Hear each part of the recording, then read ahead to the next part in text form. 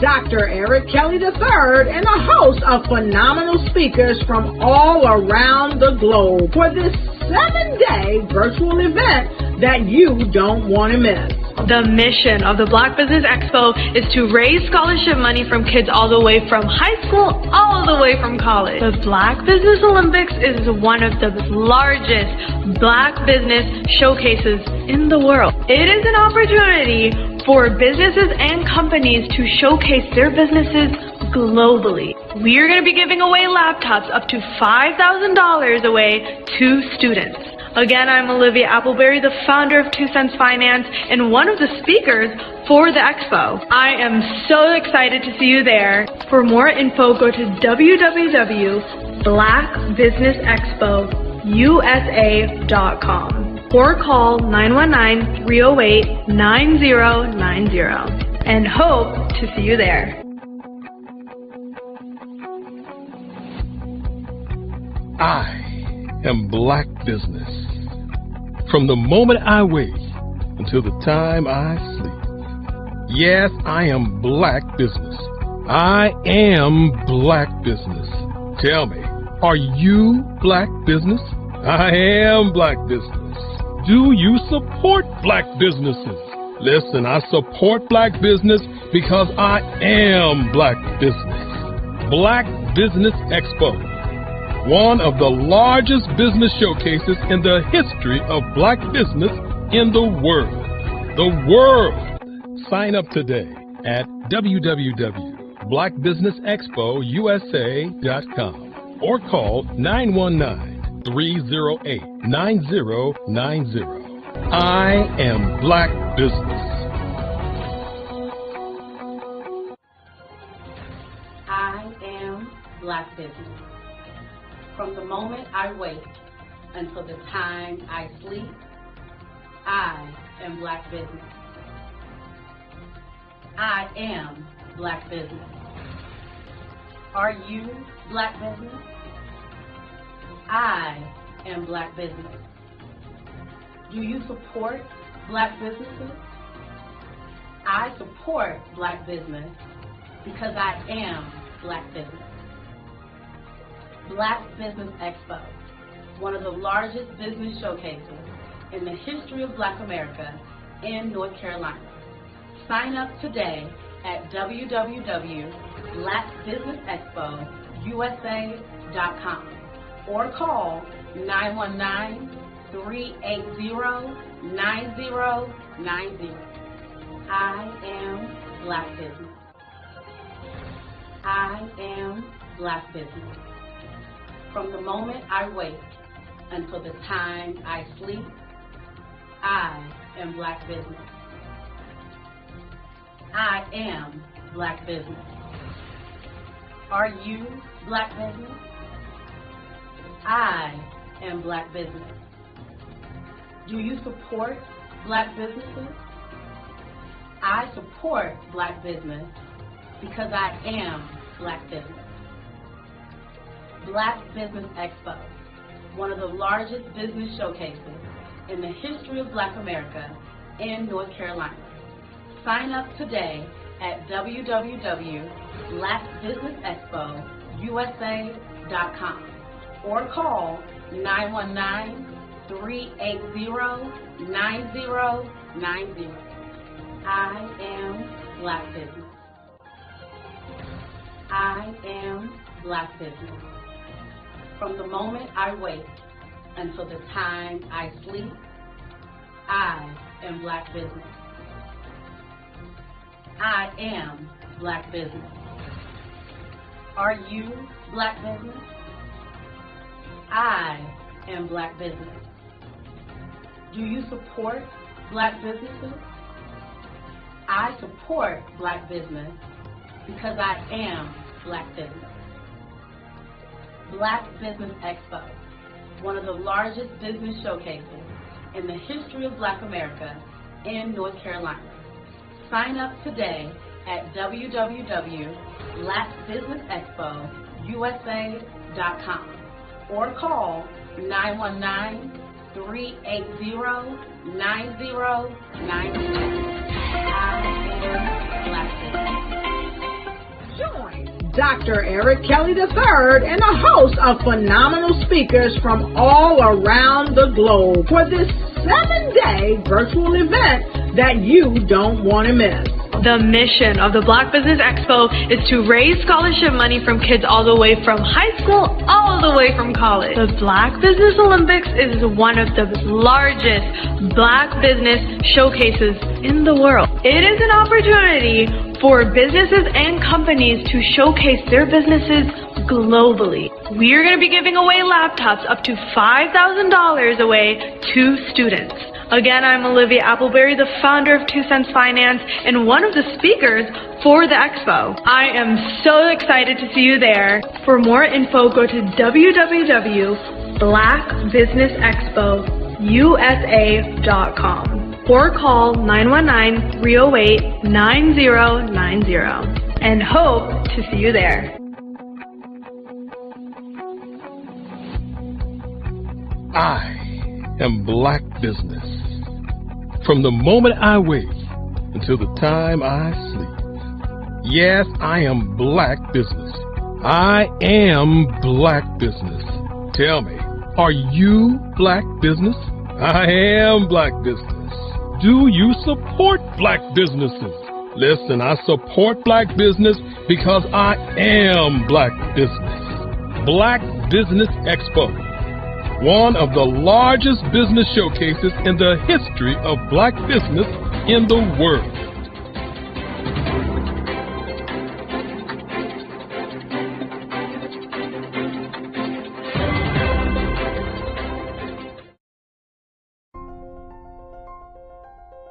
What if you could build your own city? A place where every child can find nurturing people to help them achieve their full potential. A place where every adult can access job training support, where health education is abundant, where social justice ruled the land. A place without limitations. Welcome. You have arrived at STEM City, USA. It is what every city should be.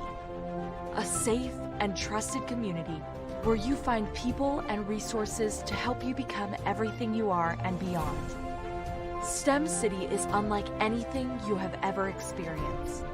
It is a digital twin of the world around you, only better. STEM City is about energy and soul renewal. It is more than a digital world. You can almost feel the power of live cultural events, music, and theater. STEM City promises a better future for children with caring mentors and hands-on activities with dedicated tutors to support our youth. STEM City is your passport to a healthy lifestyle with weekly events addressing our community's many issues. STEM City is your financial well-being with helpful information on wealth management, career advancement, job training, and so much more. STEM City is the community you deserve. It is the city where your dreams can come true. STEM City USA, a place in the sky that is accessible to all who reach for the stars.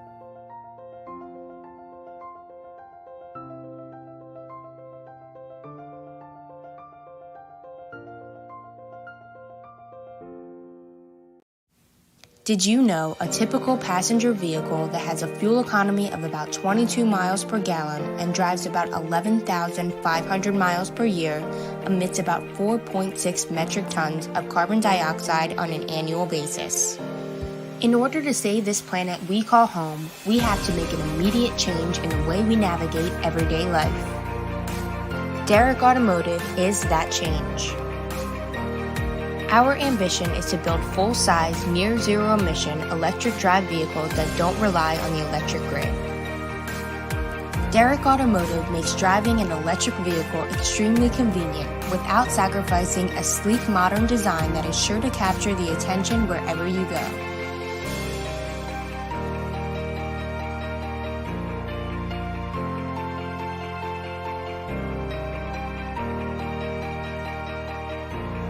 Make the choice to take part in a movement to help preserve our planet today.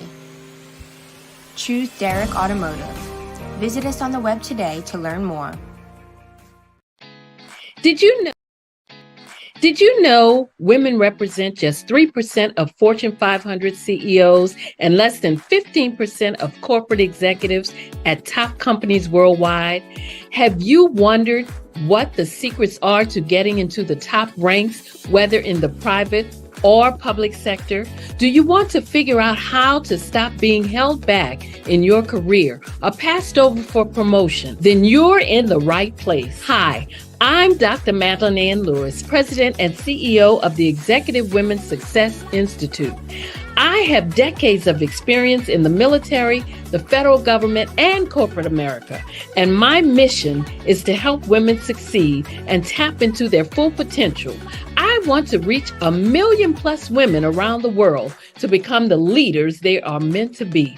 So if you want to move into a management or executive level position, or maybe you are a female veteran transitioning out of the military into business entrepreneurship, then reach out to the Executive Women's Success Institute at 301-693-3284. Let us get you on the fast track to success.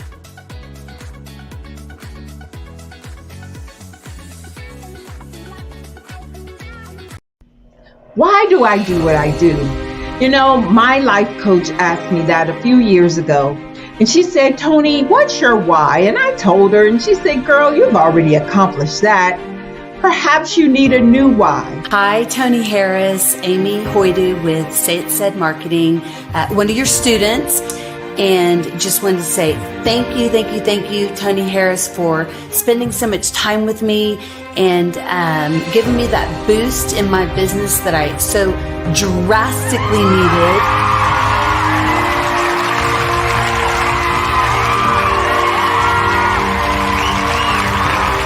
My why is to touch, move, and inspire my clients to take drastic steps to be better than they were before they met me. I'm a resource. I'm a connector. I want to help people build deeper relationships that are beneficial to their life and business. That's what I do best. So, first thing you got to do is show up.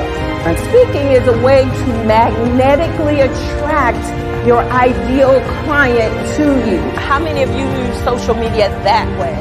Absolutely, and this is how you look to the world. Drastic steps are the steps that are needed to be successful. And my business is drastic denotes a mindset. Getting out of your comfort zone. Doing something that you don't necessarily feel comfortable doing, want to do, but you know it's a necessary step to be successful in your business. I get the most satisfaction when I see my connections flourishing into relationships long after I am gone. Hi, my name is Jasmine Augustine with Media Jasmine, and I've joined several networking and referral groups in the area. And Network in Action Northeast Houston with Tony Harris Taylor is one of the best organizations that I've joined. I love that piece of what I do, and it is what fuels my fire.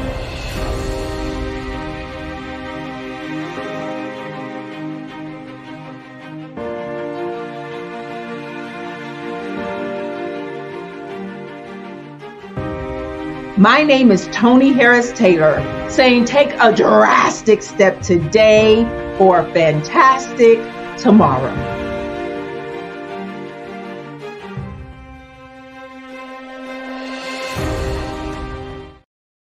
Five-Star BDM, Brand Development Masters, is a professional consulting and advisory group keenly focused on business development services for the small to mid-sized business and entrepreneurs.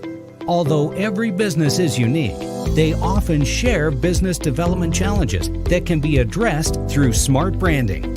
Services include process improvement and operations, digital strategy and transformation, business intelligence, digital marketing, and personal branding. Our business and personal branding company has helped a number of professionals and organizations to optimize and grow. This results in more business, more opportunities, better reach, positive outcomes. Visit www.5starbdm.com today to learn more.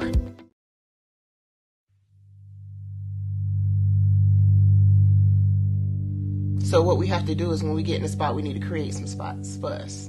That's the main thing. We need to be able to be in a position where we're able to create those spots for us. For me, being an entrepreneur, I'm not just going to get a business and then leave you sitting high and dry. If you ask me some questions about entrepreneurship, I'm going to give you as much as I've received. I've seen people who made it, and then when you ask them, it's like, okay, now you have to pay me for the information, the same information I got for free. We probably in totally different cities. There's no way that we're going to bump heads or anything. We're not competing. Bring me up with you. And so I just think that whatever education that I have, then I need to be able to give that to my own as well. So create the spots. You can create the spots when you get there. Hey guys, my name is Caden. I'm the CEO of Caden Teaches, and my genius is teaching kids about financial literacy. Throughout my financial products, such as my financial flashcards, my activity book, and my newest project, my financial bus, which I bought. And on the bus, it has a mock bank where kids will learn how to deposit and withdraw money, a mock grocery store where kids will be able to learn how to have a family budget, and a mock stock exchange where kids will even be able to learn how to invest in stocks.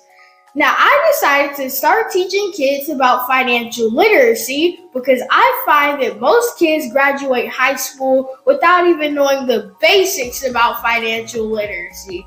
And I feel if I were to teach kids about financial literacy, that I would be able to help kids tap into their genius.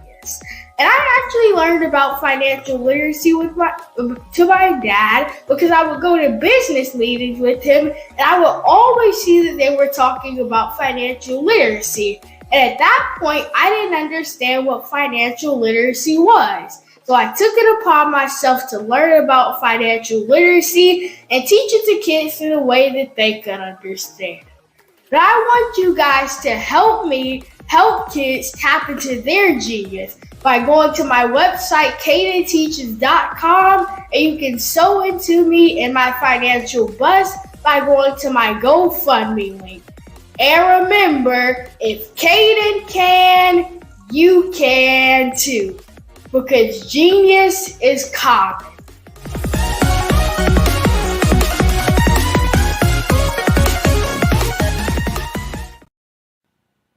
Hello, my name is Kiasi Helm and I'm 14 years old. I think my genius would probably have to be setting goals and achieving them. I say this because ever since I was young, I always wanted to be an author, and at age 11, I ended up achieving this. But not only did I end up becoming an author, I ended up becoming a public speaker, a publisher, a business owner, all these great things. The name of my business is Written by Kids Publishing Company. I decided to start this company because I thought it was important for me to help kids my age express themselves through literacy and just achieve their own goals. Because to me, achieving goals is the best thing in the world to feel. It's you just achieving things and aspirations that you set for yourself. And I know that everybody is capable of this because even if you don't end up achieving the goal, you still tried your best, and that's the most important thing. And everybody is capable of this because genius is common. Thank you. Hi, my name is Holly Bird Miller, and I am the brand and beauty ambassador for the Genius is Common movement. I have 27 years in sales, marketing, business development, branding, and brand strategy. So my genius is common.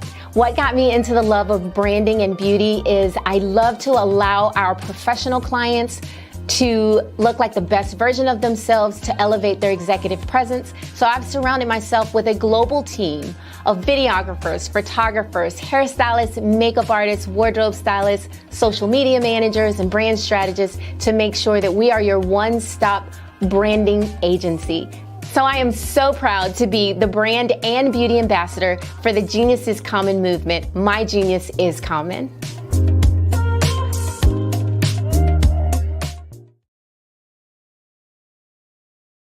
Are you a forward-thinking entrepreneur or business owner?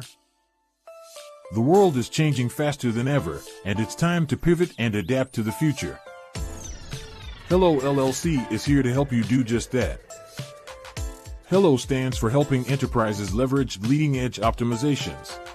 Our innovative solutions can streamline operations, reduce overhead costs, and give you a competitive edge in a market projected to reach $5 trillion by 2030. By pivoting to the metaverse, businesses can tap into a rapidly growing market that is projected to be a significant part of daily life for 25% of Americans by 2026. As a full digital metaverse agency, the Hello LLC can help you create custom solutions to streamline operations, increase productivity, reduce costs, and drive brand recognition. Why should you pivot to the metaverse with the Hello LLC? By leveraging cutting-edge technology, you can provide immersive experiences for your customers, expand your global reach, and unlock new revenue streams. Contact us today to make the pivot.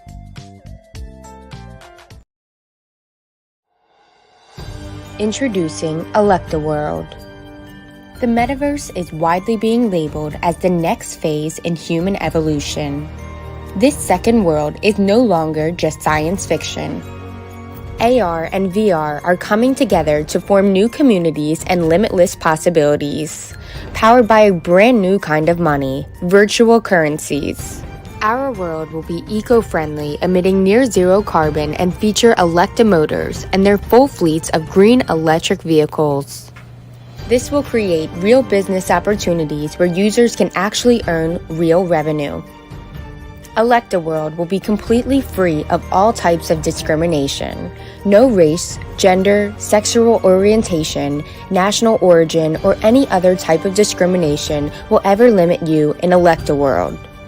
ElectaWorld will feature around 3,000 plots of land of various sizes for sale in year one, with a heavy focus on commercial land and luxury residential real estate. More details coming March of 2022. ElectaWorld. Join the new evolution.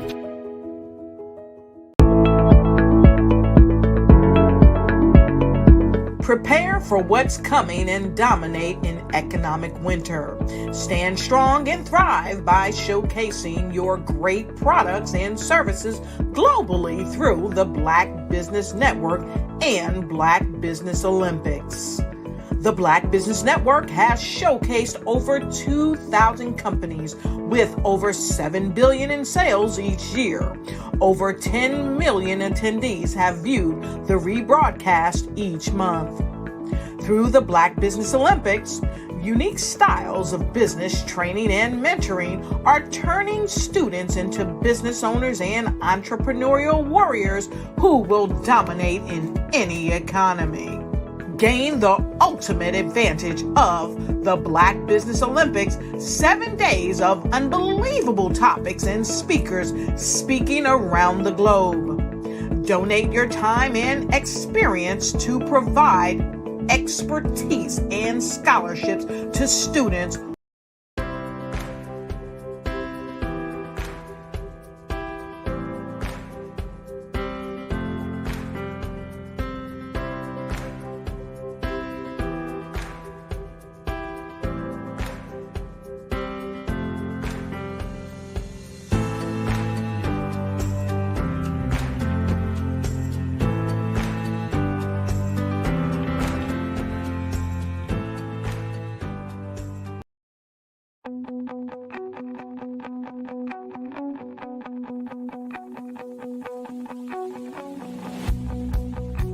I am Black business. From the moment I wake until the time I sleep. Yes, I am Black business. I am Black business. Tell me, are you Black business? I am Black business. Do you support Black businesses? Listen, I support Black business because I am Black business. Black Business Expo, one of the largest business showcases in the history of Black business in the world. The world! Sign up today at www.blackbusinessexpousa.com. or call 919-308-9090. I am Black Business.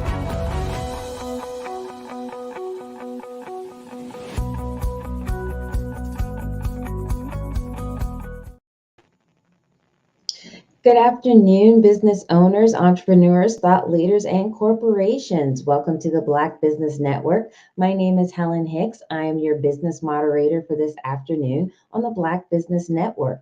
The Black Business Network is a 24-hour business network showcasing Black businesses, business owners, entrepreneurs, and thought leaders worldwide. We have speakers from North Carolina, London, Singapore, Africa, Japan, and cities all over the United States. The Black Business Network is a global community sharing its business knowledge to empower, inspire, and educate businesses about business. Our first speaker is Dana Austin from Global Chamber Atlanta. Dana is a professional nurse educator and trainer with 25 plus years in the nursing field and over 15 years in clinical research. Dana Austin is a certified clinical research professional specializing in keeping you current with clinical research industry standards and requirements. In addition, Dana is also a proven certified transformational writers coach and best-selling author, international speaker, and host of Transformational Writers Conference that connects and helps you navigate your writing journey. Whether new to writing or coming for a fresh approach, Dana and her team of experts helps you bring your ideas and stories to life. I present to you Dana Austin. Hi, and good afternoon. Thank you, Dana. Genius is common, and I'll see you on the other side. You shall. Genius is common, and my genius is that I'm a connector. I'm a connector that adds value and provides solutions and answer to questions around business and in community engagement. So I'm delighted to be here today and to be able to talk to you a little bit about diversity, equity, inclusion with the boldness on access and then belonging. And why do we have to talk about diversity, equity, inclusion, access, and belonging? Because generally, whenever there's something brought to the forefront, it's because it's not provided or accessible by all who needs it. So when you think about it, I show up as a connector, and as I was introduced, connecting on the Global Chamber Circle. I'm the executive director for Atlanta, so I connect business owners, CEOs, dignitaries, entrepreneurs with resources and people to help move their businesses forward. And again, we're talking about access, so I'm going to touch on it in each one of them. And as a connector, I am an international speaker, speaking life, because I write, I speak, I inspire, to inspire someone to move forward in their dreams and their vision. That's what I do, and I do it naturally, and I love it. And I am a nurse and showing up as a health ambassador in our community. And I'm going to focus on this quite a bit, because when we think about access, when it pertains to healthcare, it is not equal. and it can hurt my heart, but it hurts my heart and moves me to engage to make a difference. So that's what we're going to leave with, solutions on how we can make an impact and a difference.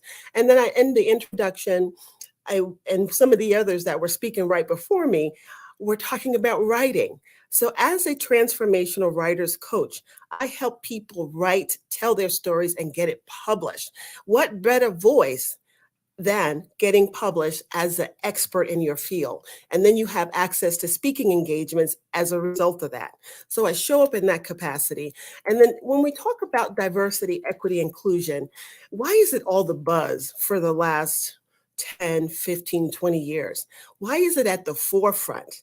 Well, what really drives decision making and what really drives what's at the forefront in our society are two things: money and the impact that it has on businesses, on our society, on stakeholders, and then also the interest of the people. I wish the interest of the people was the number one driving force that would impact change around our world, our globe, but it's not necessarily. So when we think about diversity, equity, inclusion, and belonging, DEIB, you've heard about that quite a bit over the last 10 and 20 years. It's been at the forefront, but it's not new. So the DEI was what's been talked about, and then they added the belonging. And under this incredible organization that I'm presenting on this platform, access is what we want to talk about today. Access. So when you think about the definition of diversity, equity, inclusion, and belonging, it's really a concept, and it has been, as I mentioned, for several decades, but it's gained greater traction in recent years due to our social climate. Our social climate impacts what's going to be at the forefront. It's also gained traction because of our political climate, or I would say the ignition, even our political climate, and social media, because it helps to bring matters to the forefront in a matter of minutes. And I know you can speak to that because you're on social media, you have access to it, and you get information, but we have to also verify it, that it's factual. All right. So diversity, equity, inclusion, belonging, it actually stemmed out of the Civil Rights Acts. The Civil Rights Acts of 1964, because it was not reflecting all people are created equal by race, color, religion, sex, or national origin. So they had to put a law right here in the United States, Title VII of the Civil Rights Acts of 1964, so that it can be regulated that you have access to and treatment of, not regardless of your color, your race, your religion, your sex, or your national origin. So the rise of social media has certainly brought this more to the forefront on the platform to speak out on instances of discrimination and inequity. This has led to greater awareness of these issues and has helped to spark conversations around the world. And we're talking about it right here again today. And we can talk about inequity and discrimination and disparity, and we can just name cases that have come up as a result of it. If you could visualize with me, I'd like for you to imagine there's a baseball game going on in a local community, okay? So anyone can actually come to those games in a local community, but there's a fence that's blocking it off that if you don't have a ticket, then you can't actually see. So when we talk about equality, it does not necessarily mean equity, okay? Equality does not mean equity. So we have these three individuals, different heights, three different kids, and they all want to see the game. So they put these boxes so that the children can stand on them to veer over this fence to see the game. So the first child is quite tall. So him on the box, he can see quite well. The second child, I would say medium height, right? And on the box, he can see the game. But the third child is quite short. And on the box, he still does not have view. So equality does not exist in that instance. However, if we take the tallest one off the box, he still can see over. If we take the medium height child and place him on the box, he can see over. And if you stack two boxes and allow the shortest one to look, he can see over. That's equity. That's what equity looks like. And I know when we talk about sports, and you can visualize this particular community baseball game with a fence obstructing views, that now you can see there is equity and there's equal access. Absolutely. So when we think about regulation of this law, the Title VII of Civil Rights of the 1964, and how it came about, because Blacks did not have rights, right? Other people were discriminated by race and by sex and by national origin. I'm sad to say that that's still occurring right here in the United States today. People from various countries, which the United States was built on immigration, right? They do not have equal access. They're not treated fairly, even though we have a law. So I want to talk to you about law and how it cannot necessarily regulate it, but it's not equal. So in recent years, there's been growing recognitions of businesses to implement DEI. So you can get certification as a DEIB expert. I have a friend in Global Chamber, Maria, who runs an institute in Colorado for DEIB, so that you can raise awareness. But businesses actually gain more revenue because businesses want to do business that offer DEIB awareness. So it's an investment, but you also have better outcome and representation in your business when you have this level of diversity. But overall, the increasing focus on DEI is really driven by the desire for greater equality and fairness, and as well as a recognition of benefits to the company, benefits to the employees. And it comes from embracing diversity and promoting inclusivity. Absolutely. So I have other arenas that we need to talk about when we talk about diversity, equity, inclusion, access, and belonging. And these are quite close to my heart because as a connector, I show up in various capacities, but every single one of these touch me. So let's talk about healthcare. United States healthcare. I can speak boldly to that. I've been in the healthcare arena for well over 25 years, serving as a nurse, serving as a nurse educator, as a clinical researcher, technology and nursing, and also in the community. So just recently in Atlanta, where I reside, we had 2 hospitals to close on the south side of Atlanta. And there were no other hospitals to open in its place. So what does that mean when we talk about DEIAB, right? That means that when we talk about access to healthcare, on the south side is not equally represented for those residents that live there. And if you ask, well, what are the demographics for the people that live on the south side of Atlanta, the majority of the demographics? So I would say it's lower income. Education is not as prolific as it is in other parts of Atlanta. Not everybody on the south side, but I'm just giving you the major people that have been impacted. And then, children, diet, and access to food and supermarkets has also been impacted. But we're talking about healthcare. So here it is. With 2 major hospitals closing, those residents within those zip codes now have to find another place to access healthcare. And like I do, that in the past 3 years, COVID pandemic has put a burden on the healthcare system. I know it personally. I've lived it, I've experienced and cared, and happy to have been able to care for people throughout that time. When we think about lack of healthcare in that community, 2 hospitals closing, these people have to now look for another place to access healthcare that's already burdened down. If you give institutions more money, some of them can expand their emergency departments and provide greater services, but that's not instantaneously. So what we're looking at are people, neighbors affected and not able to access healthcare in the event that they have a heart attack, in the event that they have a myocardial infarction, which is a heart attack, or a stroke, cerebral vascular accident. So for those 2 incidents, time is muscle, time is brain. So getting access to healthcare quickly can actually save lives and reduce the complications. But if I don't have a hospital in my community and I have to drive 30 or 40 minutes to get to it, that says I don't have equal access. That disparity affects my longevity. It affects my mortality. So this is access regarding healthcare. That needs to be changed. And there's some things that I have the ability, and I'm grateful for that we can make changes in that area as a community health ambassador. We'll talk about that shortly. But what about some other areas that do not have equal access? Let's stay on the south side of Atlanta because this is a primary example. There are 2 Walmarts that close on the south side of Atlanta. And you're saying to yourself, well, what does Walmart has to do with access and equity? Well, Walmart is not just a chain store that provides and sells goods and clothing, but they also sell groceries. They sell groceries and they also have a pharmacy.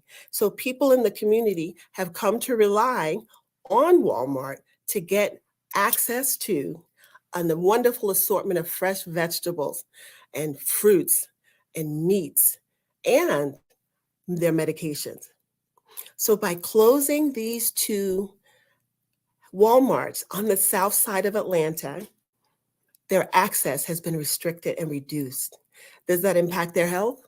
Does that impact their pocket? Because now they have to spend more to get to wherever they can access that, or they choose to shop at markets that are local that don't offer fresh fruits and vegetables, and definitely not pharmacy.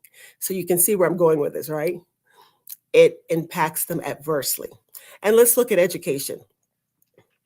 School systems. Are all schools created equal? No, it's not. We know it hasn't been. And thank goodness for Bridges and her crossing the line to make access attainable, accessible for minorities. And even in school districts, we have charter schools, we have public schools, we have private schools. But everyone does not have access to private school and not even charter school. So that limitation affects their ability to thrive and become successful in their own right as a business owner, as a CEO, as an employee even. Business incentives. I love this topic. So as a business owner myself, there are various incentives that are available, but they're only available. You can only tap into them, access them if you know about them. So if no one in your community is talking about incentives for running your business or incentives for your employees, incentives for health even, then again, access is an issue. Now, this one is going to resonate with each of you, I know, or at least for me, when COVID started in 2020 in the United States, where it actually was documented to show up. But we have some record of it starting in 2019, November, December. But where it became to the forefront, March 2020. And the government role is to provide education along with the CDC, Center for Disease Control, about pandemics, how to control it, how to keep people healthy. And in this case, since it was a pandemic, the government got more involved because they wanted to provide PPE equipment, money for businesses, and so forth. So here we are. It's an incredible time in our nation. Lives are being lost. There's no vaccine at the time, and there's a lot of uncertainty. And the government steps in and said, this is what we're going to do. We're going to provide medical supplies, PPE. We're going to provide funding for businesses.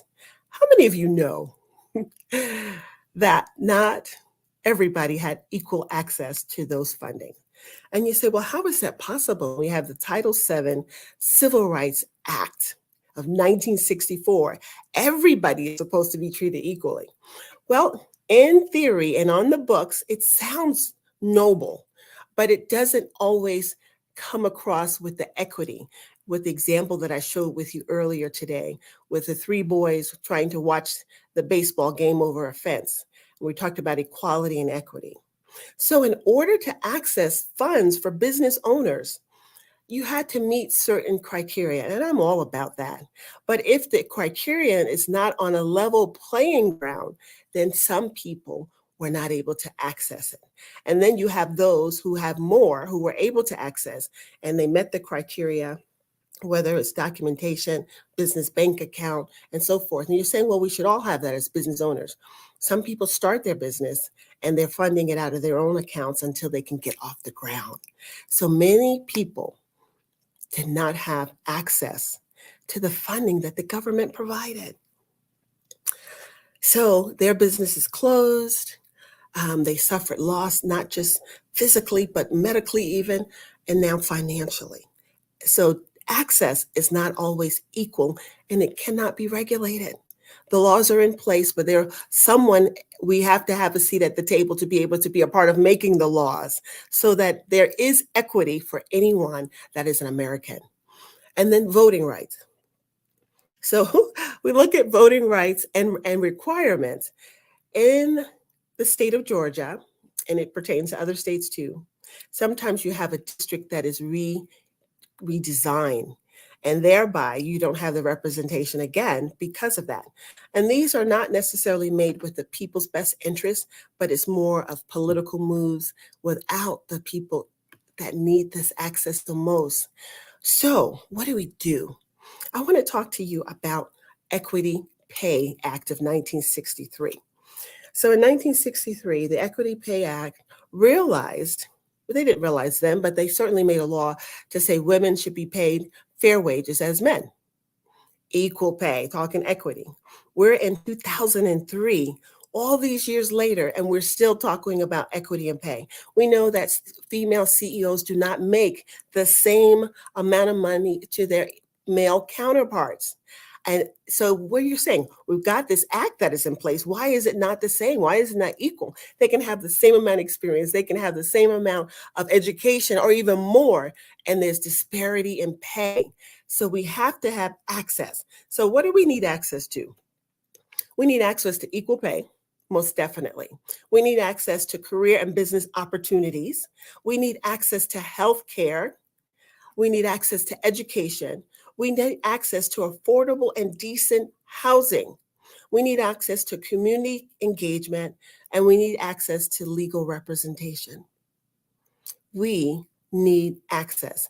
And access is not just having a table that is built that you sit at. Access is having a key to open the next door that provides support and resources so that you can move forward and that you can make an impact. But having a seat at the table, you hear that in conversation. There's a nonprofit called A Seat at the Table, and it's coming up in many conversations because you can only make a difference if and when you have a seat at the table. First of all, you need to know that the table exists, and then you have to have an association or be networked so that you can also be invited to the table. How many times have you not been invited to an event or even a family affair? So how are you going to have your say? There are laws in place. Yes, we've got the Title VII Civil Rights Acts of 1964, but that followed the Equal Pay Act of 1963. So even you can see the 1963 Equal Pay Act needed more. It needed more to make the changes equal across the board, at least on paper. So we have to be present at the table, no doubt. And I'll say, if you're not invited to the table, build your own table, but you still need to be informed in order to have access. I live up in Cobb County in Atlanta, and I remember when they were bringing the Atlanta Braves from downtown Atlanta to Cobb County. Well, as a resident, I was not informed about this until the decision was made. Many of us were in the dark. So who did those contracts go to? They went to people that were affiliated with the people that were making the decisions at that table. And many minorities were not included in that decision making. They didn't have access to it. When they found out about it, contracts had already been awarded, construction had already been started. And yeah, this was an outrage, but an outrage does not give you the outcome that you want. I say do something, be informed. So there were, talking about tips for securing funding for PPD production. Again, access was not equal. But we have to be present at the table, no doubt. We need to be present at the table as a change agent, because when we are present, we can be a part of the solution. And being part of the solution is key. And what I want to share with you are at least 9 points around this that you can make a difference and be a part of that. Number one, you're already enthusiastic and passionate about making a difference and having a positive impact in your community and on your business and on your legacy. You're already there, so you have that. Be strong, determined, and engaged. You have to be engaged in conversations and even having the tough conversation. Be present at events in the community where you can make these changes. And how many of you know that many business decisions are not made at a business conference table? They're not. They're made at the golf course. They're made at pickleball. They're made at baseball games. They're made in community and communion. So you have to commune with people. You have to get outside your comfort box and connect and be a dynamic communicator upon the needs that you have and for those that you represent. And that really just kind of brings us to being an effective networker is what I'm talking about. Network, facilitate, engage, and be capable of engaging in self-assessments, taking a look at yourself and anything that may be a bias for you, and reflect, analyze that. Because as a change agent, as an agent of any sort, we already have our innate biases. We also have to be committed, because this journey is not for the weak. You have to be committed to this journey lifelong. And also a learner, a life learner, learning about new rules, learning about new opportunities, or be a creator of them yourselves. And then understand the environment of what you need, which you live, socially, economically, and so forth. And since I'm talking about Southside, understanding the social dynamics there, being involved with your elected officials, and then understanding the economic connections, because there are always economic incentives, whether it's for building, commercial or residential. Know the incentives that are available, and have the ability to act as a responsible citizen and show up. You've got to show up, and you can make a difference. And then also work in cooperation with others. I believe in collaborations. We must collaborate to move forward. And there's a quote I like in the Bible that says, if one can win 1,000, that two can win 10,000. So imagine the power of compounding, right? Of collaboration. And then be proactive. You don't want to be reactive, because that's after the fact and we've missed out on opportunity. And then think critically to solve problems and be a part of the solution of solving problems. Now we have social agents. You're not hired to be a social agent. This is something you take upon yourself, but we do have some that are hired. And just recently we lost one of the most magnanimous one, who was able to make changes in our society through music and also as a civil rights activist. This is none other than Harry Belafonte. He was a social change agent, making a difference and showing up and having doors open, access through music. And then we have Dr. Maya Angelou. She's a memoirist, a poet, an activist. She's been one for years, and she received the presidential award from President Obama. She's a change agent. He's a change agent. And then we have freedom riders in the 60s. These were mostly our Caucasian brothers and sisters that sacrificed for equality for minorities.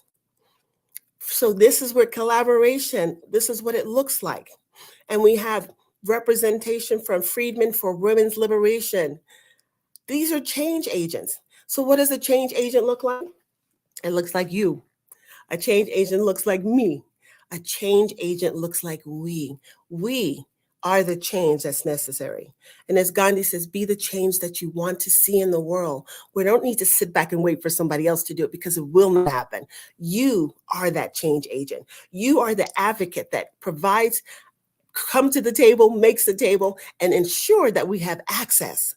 And there are some C's that I like to share with you, the letter C, and ways that we can engage to continue to ensure that we have access.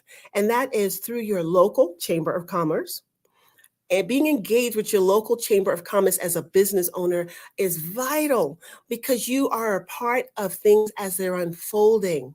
I say also, as the executive director for Global Chamber Atlanta, be engaged with your Global Chamber metros. Global Chamber has over 525 metros and growing around the world. And I have the privilege of leading as the executive director for the one here in Atlanta. So yes, we are covering local concerns as well as global, because they're all connected. And if necessary, attend meetings in your community. It's not even, it's necessary. Be active in your community council meetings, hold them accountable. You voted for these officials, and they ran on the platform that they were going to represent your community. Ensure that they're doing it. Ensure that they're doing it. And collaborations. As a business owner, as a resident, collaborate with other business owners, with other organizations that shares your vision that you're passionate about. And when necessary, ask for help. Because this quote by Jill Stein says, I think that equality needs to be broadened to include equal access to comprehensive health care, equal access to jobs, and equal rights in the workplace. Yes, we have human resource that's enforcing the laws, making sure there's compliance with the laws. But when we're talking about healthcare, there are laws around that too. But as you can see, a business can choose to move from a community, thereby leaving it isolated and desolate for access to care. And then there's compounding health concerns. And then we talk about equal access to jobs. I'm going to share this story. I remember when I started my nursing career at one of the most prestigious hospitals. I also attended their school. I was working there for a few years and I enjoyed it. I loved it. My background is cardiac. And then there was a gentleman who was older than me that started after me, and I actually had to train him. I trained him as a new nurse and to get him acclimated. And shortly afterwards, I learned that he was making more as a salary than I was. And you said, how is that possible? So this goes to show you that even in the healthcare arena, someone can start after you. You can even train them. And because their gender is what warranted him, at least the organization thought so, for him to get paid more than myself. And what did I do? I was an advocate for myself. And of course, they didn't want any legal matters, so they corrected that, and even then some. But if I was not one that was engaged, having conversations, I would not have found out. And I would have been satisfied with what I was making as a salary without questioning, thinking that they were being fair. So you have to be informed. Be informed, and you got to know the laws and be engaged. So we have community council meetings in your community. Find out where they are. And one thing I know that can be a challenge oftentimes in communities that with these disparities is that the parent, it may be a single parent household, or the parents are even working more than one job. So going to a local meeting, community meeting, sometimes is not even an option, but they do have them available most of the time recorded. Engage in that. Become a part of the local chamber of commerce, or even your global chamber of commerce. Get engaged with business owners. Join the Small Business Association. And again, I'm talking to our business owners, entrepreneurs. Join the Small Business Association because they can help you with your business and provide you resources that you would not otherwise have had access to. Join them. And there's a free legal counsel. You can certainly choose your attorney as you must, but there's free legal counsel. Take advantage of it. It's for you. And be very active in your Parent Teachers Association because they help to set the rules for that particular county, the city and the county, and also for how they get funded and awarded. Attendance plays a key role as how funding is played out for schools, as well as grades. Be a part of that and complete your census. Every 10 years, the census comes around. Why? Because funding is allocated based on schools and your results from filling out that information for the census. It's key. Oh my gosh.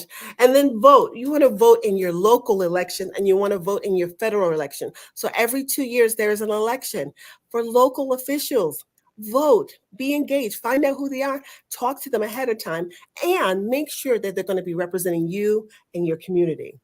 And then vote in the federal elections that comes every 4 years. That's vital. When you choose a leader, they should represent you. They should represent all people. And then thank you so much for coming on to the show. We really appreciate, all the information that you shared with us. We have a list of questions right now that I'd like to start kind of going through some of them. So the first question is, what is diversity, equity, inclusion, access, and belonging? Yes, we talked about that, and diversity, equity, inclusion, belonging started about two decades ago in terms of coming into the forefront. And it's ensuring that people have access to resources based on, not necessarily based on their race, but without bias to race, color, religion, sex, or nationality. And then I'm going to add sexual orientation. Yes. Okay. So the next question is, what precipitated the need for businesses to promote DEIB? Thank you for that. So what really necessitated businesses to promote DEIB? The bottom line is money. Money, and then they want to have better performing employees so they would be satisfied and be more productive. But the bottom line is there are incentives for companies to promote DEIB. Okay. Does every American have the right to DEIB? Oh, every American has the right, but every American does not have access. We do have that right legally, but we do not have legal access to those two examples that I shared was with the PPE equipment during COVID and business owners applying for it, but some not getting it because there may have not been set up. So there were disparities in that. So who was at the table making the decision on how people can access to that? But everyone has the right. Awesome. So I know you talked about this a little bit before, but can you kind of expand a little bit? Like how exactly are those laws being upheld? Well, the laws, I think they're easier to be held up in a business organization with human resource, because human resource has to abide by those laws in order to receive government funding. And since my background's healthcare, I can speak to that specifically. So if the hospital system is not abiding by the laws that are promoted and upheld by human resource, then their funding is affected. So their motivation again is money, but if the money can make it happen, let's make sure we're doing it. It's a little bit more of a challenge when we come to our own businesses without a human resource.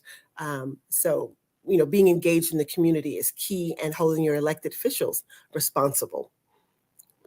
Awesome.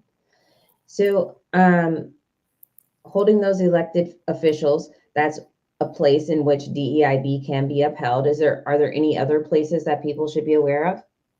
Yeah, I mentioned the PTA, the Parent Teachers Association, because our children are adversely affected when we don't have access. Our legacy is adversely affected when we don't have access, and the opportunities are affected when we don't have access. So at the school level, be engaged, be involved, get on the school PTA board, and be sure that your elected officials, again, are upholding that. And when the census comes around every 10 years, please complete it, because that's how funding is allocated to schools. Okay. So kind of piggybacking off of access, how does healthcare play a role in lack of access, including those clinical trials? Well, with clinical trials, that's clinical research. And I'll give you an example of a clinical trial that most people are now familiar with. So for COVID, with the COVID pandemic, they had to come up with vaccines. So those vaccines were actually tested and put together in clinical trials. And I was a part of that at the healthcare institute I was working with at the time. However, access to that was not equal. We can look at the United States, we can even look globally. In different parts of Africa, the continent, many people didn't have access to the vaccines. So their mortality rate was higher.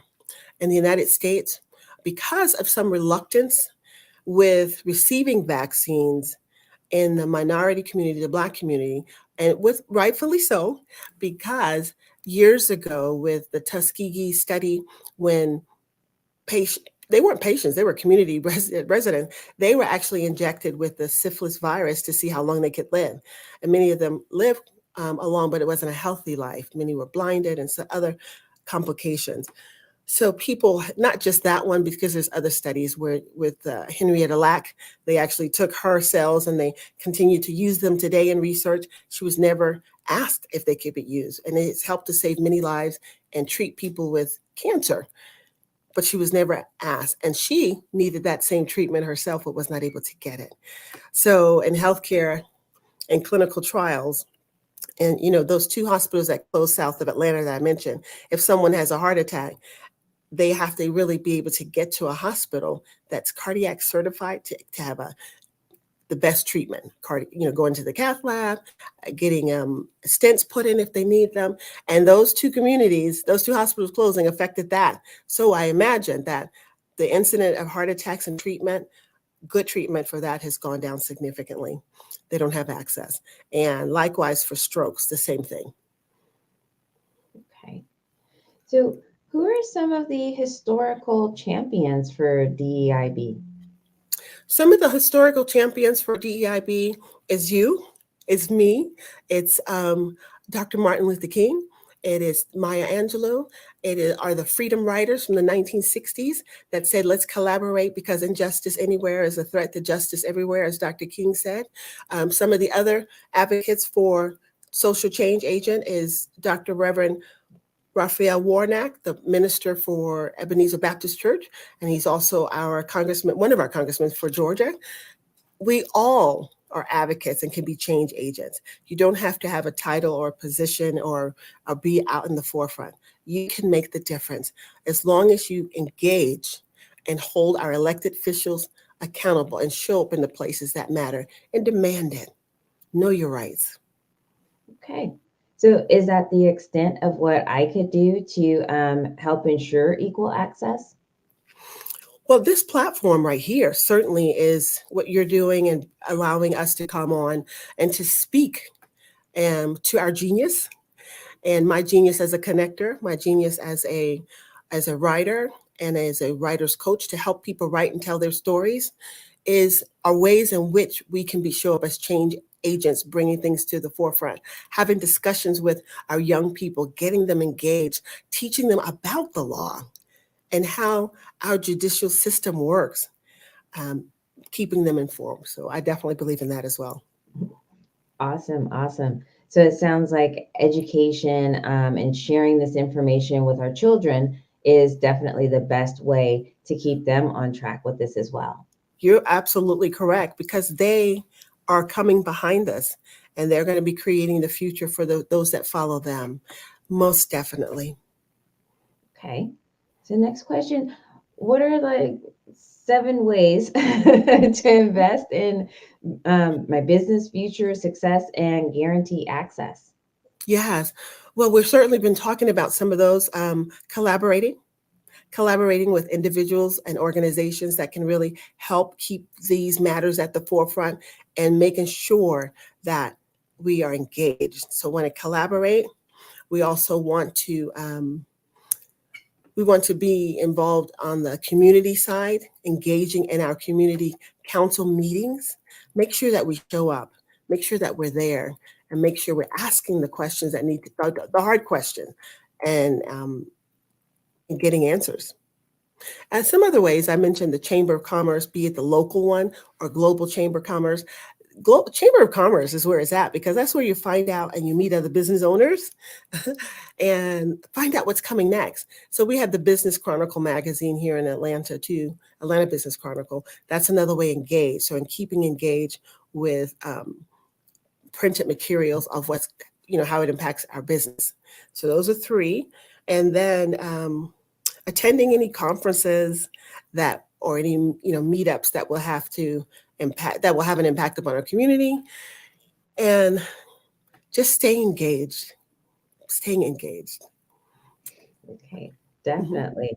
So voting, you mentioned that as definitely a very important role in all of this. But Absolutely. Once people have voted and they have those elected officials in place, like how exactly do they access those elected officials and make their voices and concerns known? You're just riding up my alley here. How do we get our elected officials to be accountable for what they said to do? Well, access is the word. They are accessible. By law, they should be accessible, but I saw some maneuvers that were really questionable over the last 8 years. So you can reach out to your elected official. They should be publicly accessible to you in person, email, by phone. You can look up your elected official for your district. And if you're not sure, you can just say, what district do I live in? But for Georgia, I elected congressmen. That information is public as well. They may not always be so easily accessible in person, but you can email them or even visit them here in Atlanta or in DC, because they have times and periods where they're in both places. I believe in emailing. So I also was the representative for my district when we were looking to have a peace organization, another government organization. And I wrote my elected official who became the governor since then, and saying, hey, I'm interested in how we can provide resources for our young people to solve solution without violence. I wrote him, he wrote me back, and he had a lot of words that I could comprehend, but basically just said no, the bottom line. And I thought, well, who would not be interested in finding solutions without violence for our community? Because that's better for us all. And he became the governor, and he had 2 terms, and I still stayed engaged. I even went to meet his wife at the governor's mansion met with her, just staying in before the audience. You can say no, but I'm going to keep at it until. And so now there is a Peace Alliance, I think, Peace Alliance organization the government is really and invested in. And they're also doing talks that are available on LinkedIn quite often. So pushing the envelope, staying engaged, and even when you get a no, keep going back. We do have access to them. Now, what I did see, which is kind of interesting, is that the town hall meetings that they were holding in person, they switched to online. I think this was even before COVID. So some of the elected officials were doing that. And this way they didn't have to physically face anybody, but you can even demand that they have them in person. By law, there are some regulations around that. So how you have access, utilize it and know the law. Awesome. Very awesome. Like, you shared such great information with everyone today, and we appreciate you being here. Like, any additional thoughts that, you would like to add to all the great information so far? Well, it's my pleasure to be here. I want to thank Dr. Kelly for the invitation. I want to thank Dr. Michelle Boone Thornton for the invitation, because it's close to my heart that we, as Black business owners, that we show up and that we are part of the solution for our own communities. And for me, in helping writers to become authors and to tell stories or to create manuals and books that would really open the eyes and even be business, and they can be entrepreneurs too, is how I show up even in this space. And we host a transformational writers conference every December in Puerto Rico, and we invite you to come tell your story. And if you don't make it to Puerto Rico, I still help writers locally with our 90 Days to Manuscript Master class. And we help them to write and tell their story within 90 days.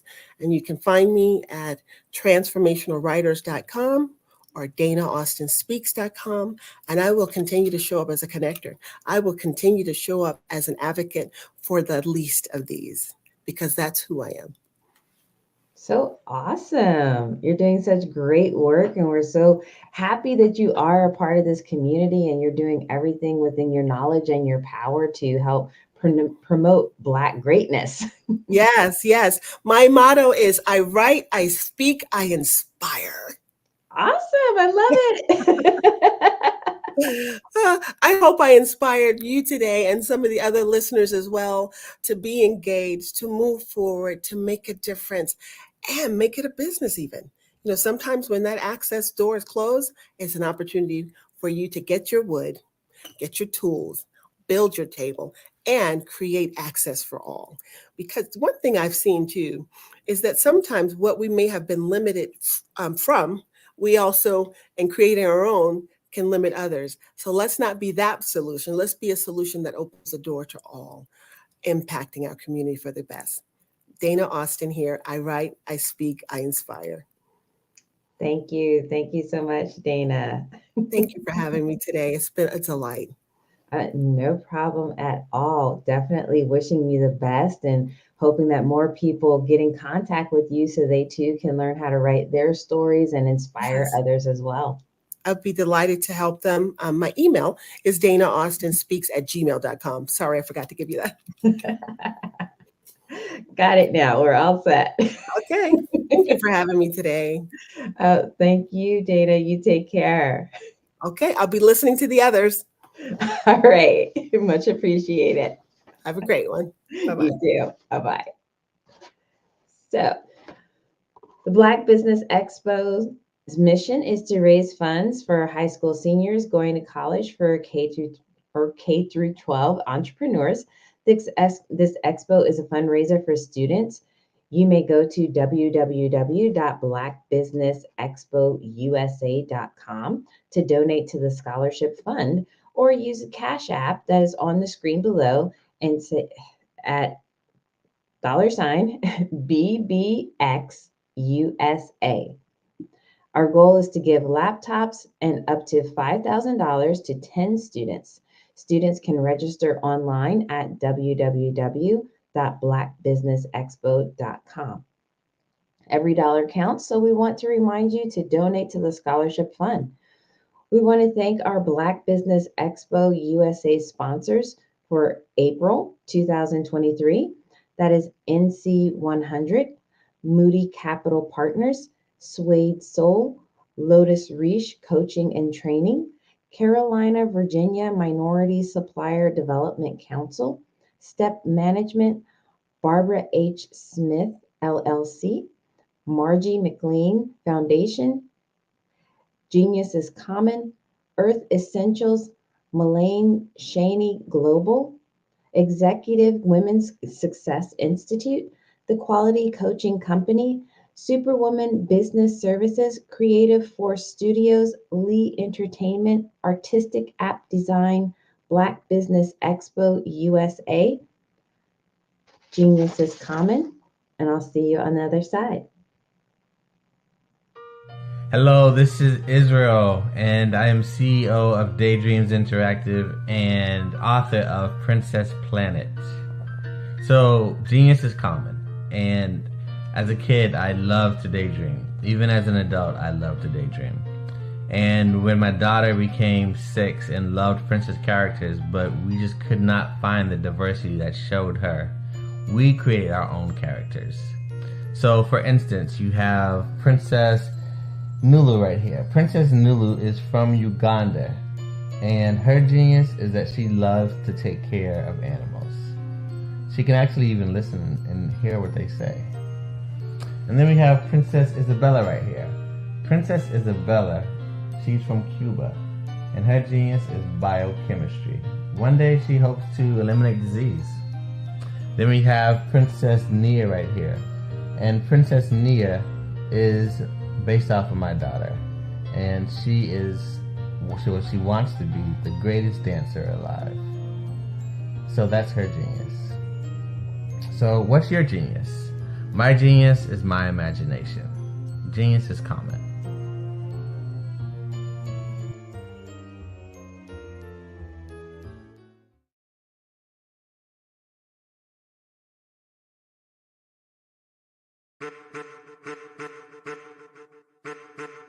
I am a child of the Most High God. He has gifted me in ways that I could not even imagine and didn't know.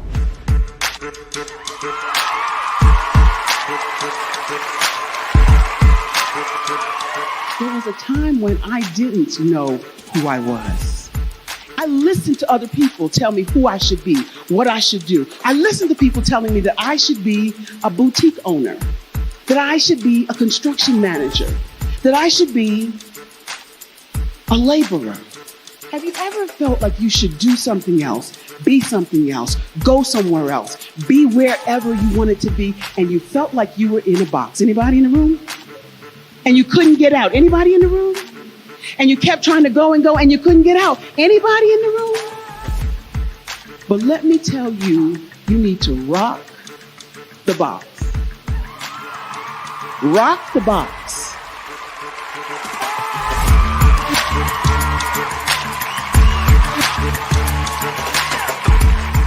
I am engaging, inspiring, and empowering.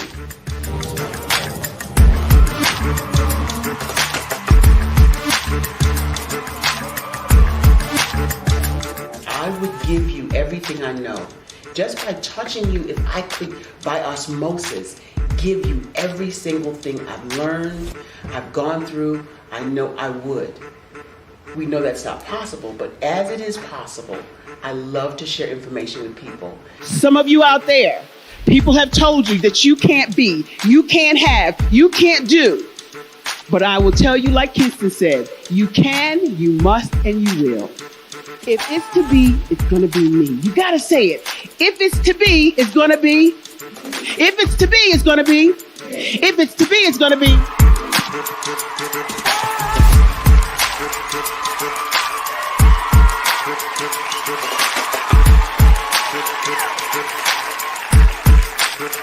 Barbara is because she believed what her mama said about her and not what other people told her.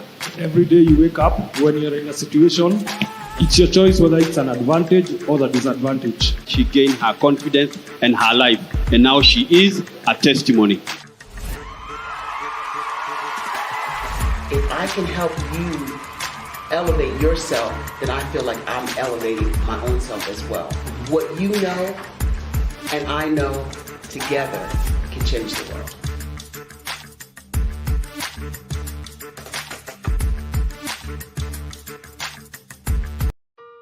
Hello, this is Israel, and I am CEO of Daydreams Interactive and author of Princess Planet.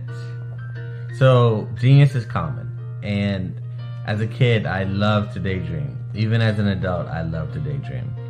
And when my daughter became 6 and loved princess characters, but we just could not find the diversity that showed her, we created our own characters. So, for instance, you have Princess Nulu right here. Princess Nulu is from Uganda, and her genius is that she loves to take care of animals. She can actually even listen and hear what they say. And then we have Princess Isabella right here. Princess Isabella, she's from Cuba, and her genius is biochemistry. One day she hopes to eliminate disease. Then we have Princess Nia right here, and Princess Nia is based off of my daughter, and she wants to be the greatest dancer alive. So that's her genius. So what's your genius? My genius is my imagination. Genius is common.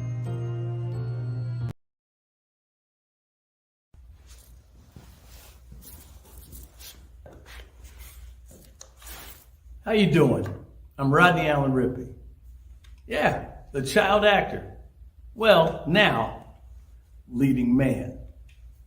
Some of you might remember back in the day, the Harlem Globetrotters popcorn machine. Remember that? Well, it was a Saturday morning special that would come on, and I was there with Geese and Tex and Meadowlark Lemon. Remember the show? Well, I had a great time. And I have to say a huge, huge thank you to all my fans out there. Thank you for all the years of support. I went on from the entertainment industry. I started getting into producing and directing. And now, hey, here I am. I'm a studio executive here in Burbank, California at 2526 Studios. I have to say, it's been pretty good, but the best is yet to come. Please stay encouraged. Keep reaching for your dreams and never forget that genius is common. Remember that. Genius is common. No matter what anyone says to you, no matter how tough the road may get, keep striving. Keep reaching for your dreams. And always know that you are worth it. Everything that you put into yourself, everything good that you pour into your life, you are worth it. And when the times get tough, when things don't go exactly right, it's okay. Dust your shoulders off. Stand up strong. And remember, genius is common. Are you tired of spending way too much energy and time on time-consuming administrative and creative tasks? And not enough time on producing income for your business? Do you have more to-dos on your plate than you can possibly accomplish? Are you struggling to keep up with marketing and social media presence? Superwoman is here to save your day. We take the stress out of your day by turning your to-dos into ta-da! We service various industries, including finance, entertainment, construction, technology, and fintech. Let us help you with the many nagging details it takes to develop and run a successful business. Let us Focus on productivity so you can focus on those profits. Contact us today, scan the QR code, or go to www.superwoman.go.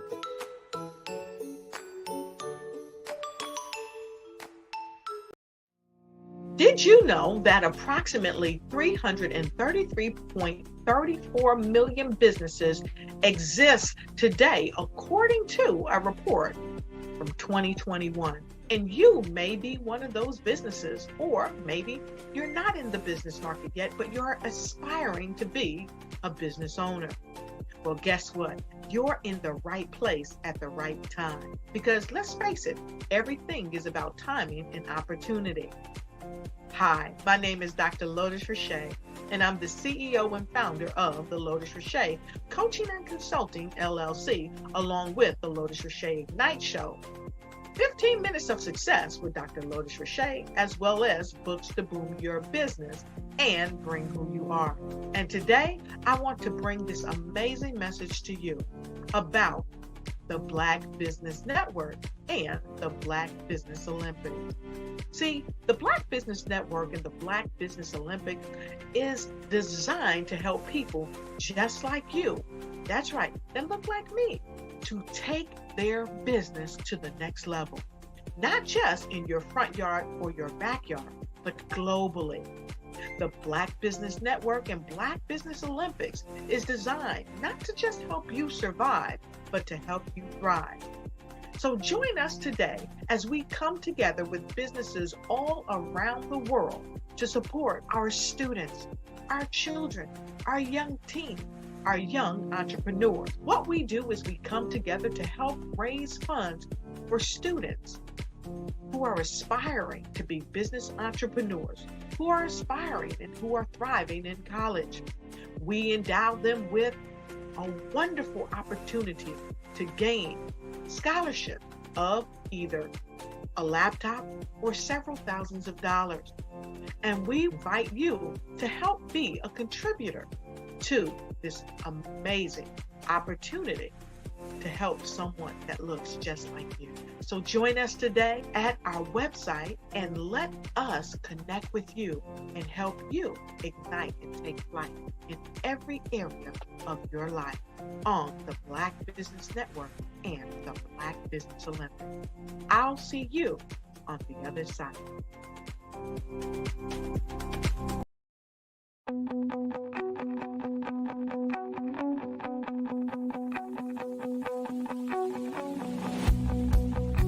I am Black Business.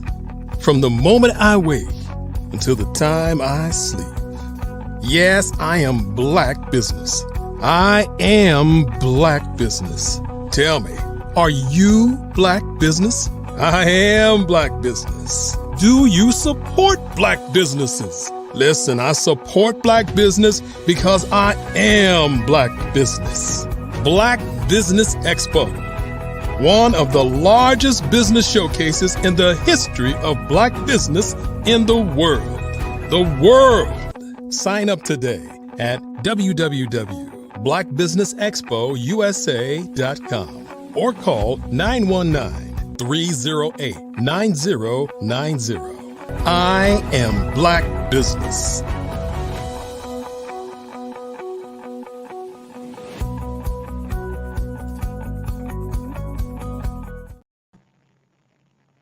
Good afternoon, business owners, entrepreneurs, thought leaders, and corporations. Welcome to the Black Business Network. My name is Helen Hicks. I am your business moderator for this afternoon on the Black Business Network. The Black Business Network is a 24-hour business network showcasing Black businesses, business owners, entrepreneurs, and thought leaders worldwide. We have speakers from North Carolina, London, Singapore, Africa, Japan, and cities all over the United States. The Black Business Network is a global community sharing its business knowledge to empower, inspire, and educate businesses about business. Our next speaker is me, Helen B. Hicks. I am a licensed professional counselor. I have my own outpatient counseling practice. I also host my own podcast, which is entitled What Would Helen Say? It features live counseling sessions with real clients. I decided to host this podcast because, in my experience, one, there's still a lot of stigma in regards to mental health services and the types of people who reach out to receive those services, what those services look like, and what an actual therapy session looks and sounds like.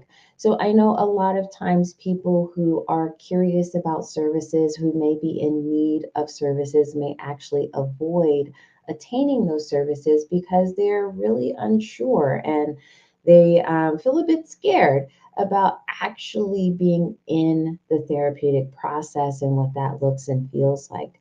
So I started my podcast so that people could get an idea of what a therapy session and process looks like. So if you tune into my podcast, you'll be able to start from day one with a brand new client and go from day one up until month number 3, which is roughly about 12 sessions.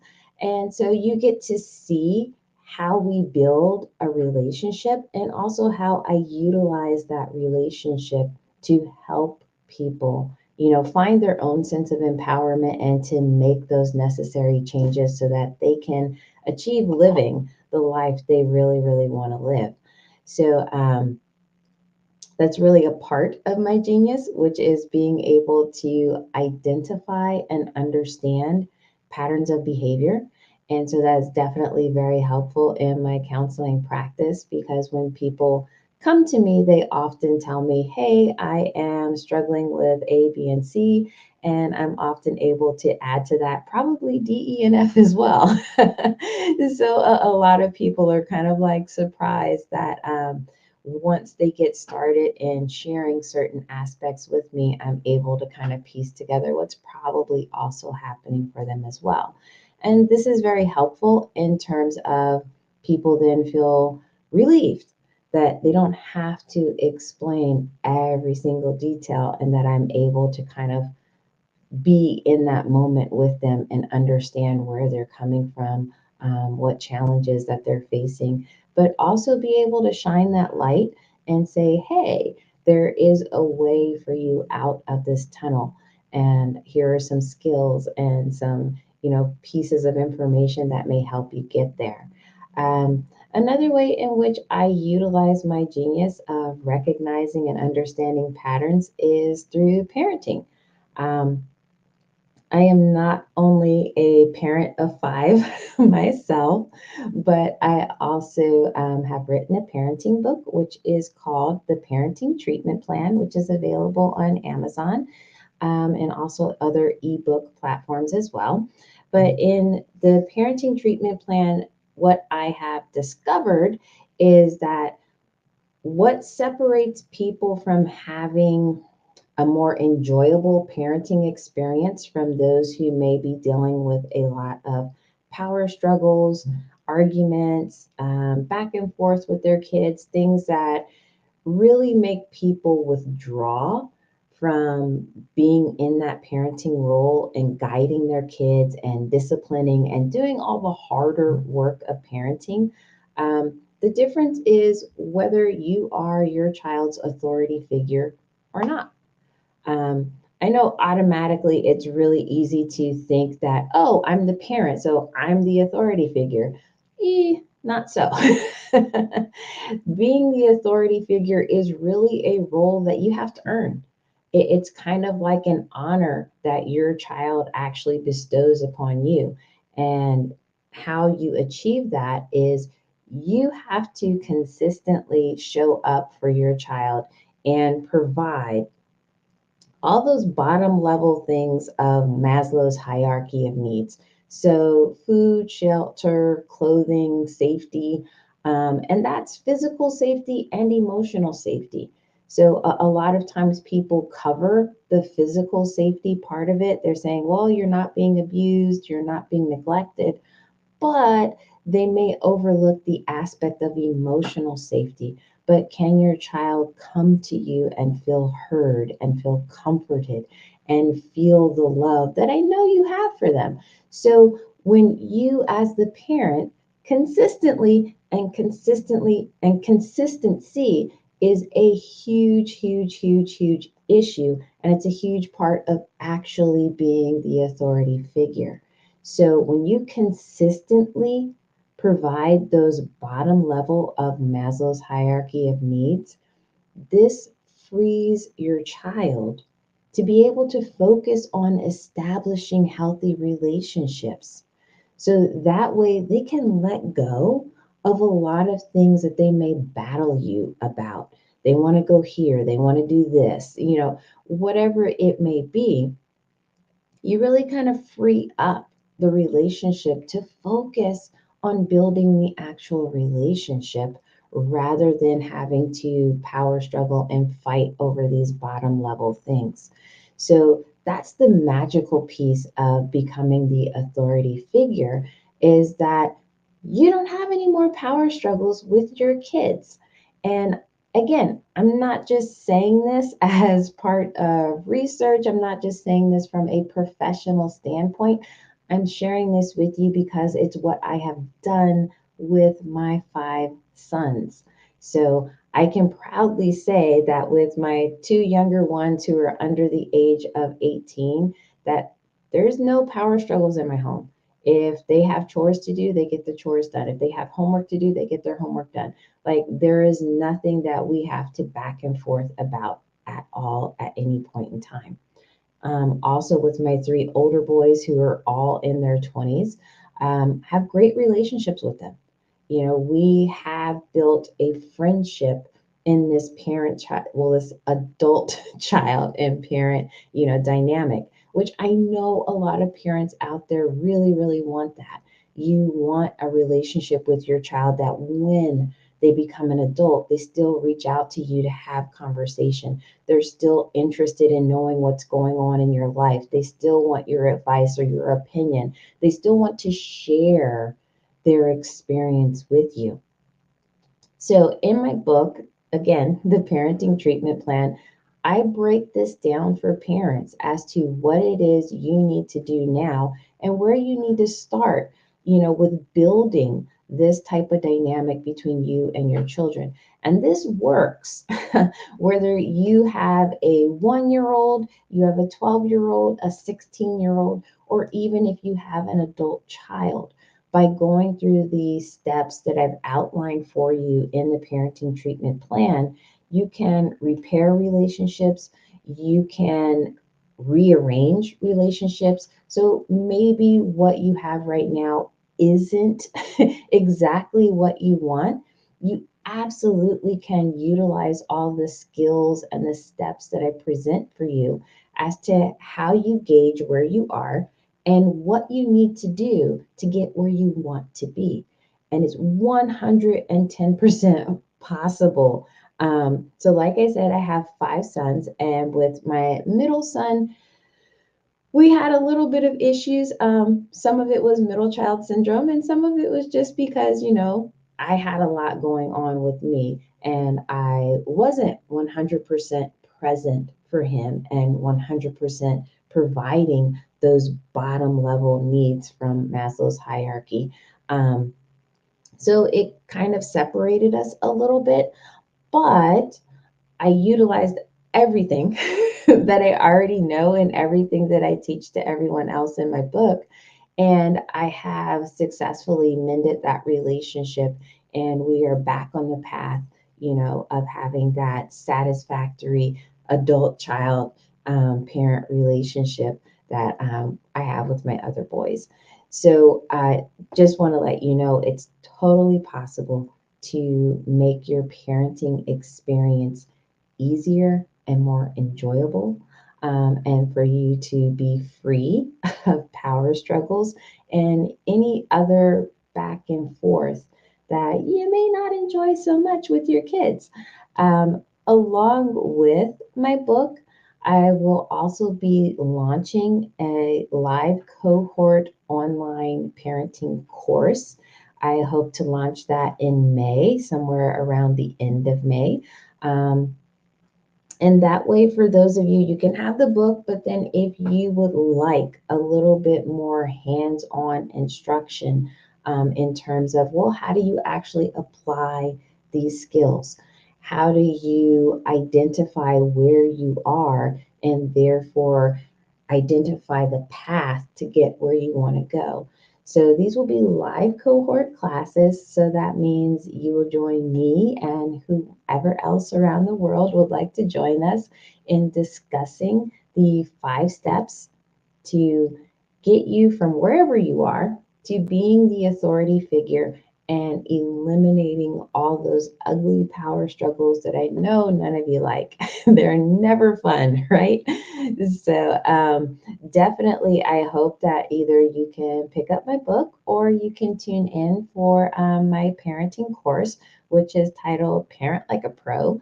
More information is definitely available to you on my website, which is www.helenvhickscounseling.com. So I know that's a long name, but my name is here on the screen for you. You just add a V in the middle of that. So helenvhickscounseling.com is where you can go. You can find out information about my practice, about my book, and my online parenting course. All of that information is there for your taking. So I definitely hope to hear from some of you guys. If you have any questions for me, you absolutely can go to my website and post them there. I will get back to you as soon as I possibly can. But just a little bit more in terms of me. I didn't really lead off with a bio, so I have been in the mental health field for over 25 years. And I've had my practice for over 14 years at this point. I started out working in group homes. I started out as a line staff. I moved up to the therapist, and eventually I was holding a director role over 3 group homes. So I'm very, very, very familiar with behavior, patterns of behavior, behavior modification, because that was a huge piece of my responsibilities in those environments. I was responsible for establishing the behavior modification programs for the group homes and the residential facilities that I worked with, which means we have kids coming in from various backgrounds, some of them with criminal history, some of them with just problems in their immediate families, others that may have chronic behaviors that are appearing in schools. So lots of different things that were happening behavior-wise. So it was my job to identify those problematic behaviors and map out a way to get these kids to be on track to where they could assimilate in society with the expected patterns of behavior. So I have a lot of history with working with behavior. When I kind of graduated from working in group homes and residential facilities, I started working in community. So what that means is I would go to homes and I would go to schools. I would work with parents and teachers in terms of teaching them how to utilize and implement behavior modification programs as well, whether it was using behavior charts, consequences and rewards, different variations of that. Once again, it's all about understanding where you are and how to get to where you want to be. And that has been the extent of my career. So I am very, very, very well versed in behavior patterns. But like I said before, parenting is definitely my passion. It is definitely what I love doing personally and professionally. And I absolutely just want to help everybody I possibly can in cultivating the parenting experience they most likely dreamt of when, they first anticipated becoming a parent.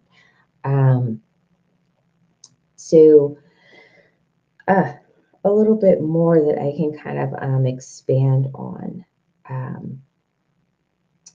So in my book, it's kind of eclectic in a way because, yes, I'm sharing a lot of parenting skills with you, but I'm also throwing in there some of my experiences between myself and my parents, and my experience as a parent for my boys. It also includes some workbook activities, some journaling activities, because we all have, our history of where we're coming from, and we're bringing our experiences into the current relationships of parenting. And some of those experiences and some of those past relationships may require some healing to take place in order for us to 100% show up the way we want to show up in our current parenting relationships. So my book is also addressing that for people who may need help in trying to resolve some of their past hurts. Whether you had parents who were physically present, but they didn't really show up emotionally, and so maybe you're a little lost and confused as to how you show up emotionally for your own children. You had abusive parents, and so maybe you're kind of afraid of engaging with your kids because you feel like you may engage in an inappropriate way or an abusive way that you really don't want to. So you kind of take a hands-off stance to things. Even if you have had times of feeling like, okay, maybe you did cross the line and you engaged in behaviors that you're not so proud of. My book is also going through, how do you forgive yourself? Because I'm never an advocate of people beating themselves up. No one gets better by beating themselves up. One of the things I always share with my clients is that beating yourself up is kind of like having a broken leg and then taking a bat to that broken leg and saying, get better, get better, get better. It doesn't make sense, nor does it ever work. So I'm never an advocate of people beating themselves up. If you make mistakes, it's okay. It's part of the reason of why children are resilient. You don't have to be a perfect parent. You just need to show up when they need you to show up and how they need you to show up. So I want you to forgive yourself. I want you to focus on what it is you do know, what it is you can do, and do it to the best of your ability. Everybody has their strengths and everybody has their weaknesses. I don't see a point in focusing on those weaknesses. Let's just make them strengths. So I don't want anybody to feel afraid of picking up my book and thinking that I'm going to be bashing you over the head about how you haven't done a great job parenting. Nope. You're not going to read any of that in my book whatsoever.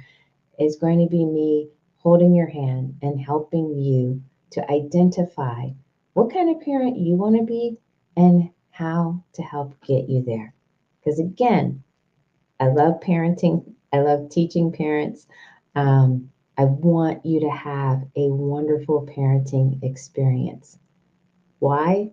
Because parents and families are the foundation of communities. Communities, the foundation of cities, states, countries, and we keep getting bigger and bigger and bigger. So if there's ever a hope of us having a world that is loving, caring, understanding, and supportive of each other, it absolutely starts in our homes. And I want our homes to be happy and healthy. And we're here talking about Black business and even getting to the point of being in business. It's going to start with your experiences at home. What did you learn? What are you doing? What are you running towards or away from? So I absolutely want everyone out there to have their best starting experiences in life and building you towards being our next, Black business owners and entrepreneurs and industries. So I thank everyone for your time. Once again, you can access my information on my website, which is www.helenvhickscounseling.com. You did a fabulous job, Helen V. Hicks, and I am so ecstatic to know that you've been in the mental health industry because we need you. Our community needs you. Our children need you, and genius is coming. And just know that I'll see you on the other side. Awesome.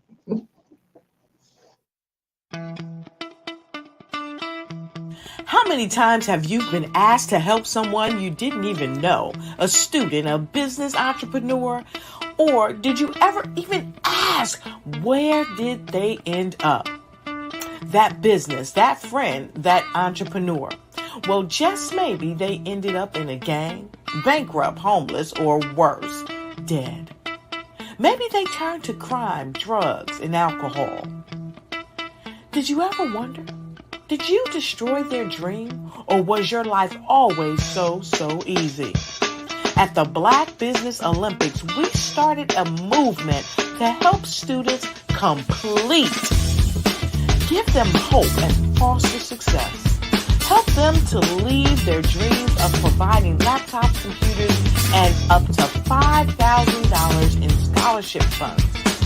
Today, we ask you to help a student, a business owner, or an entrepreneur to realize their dream by sponsoring them, supporting them, and buying from them.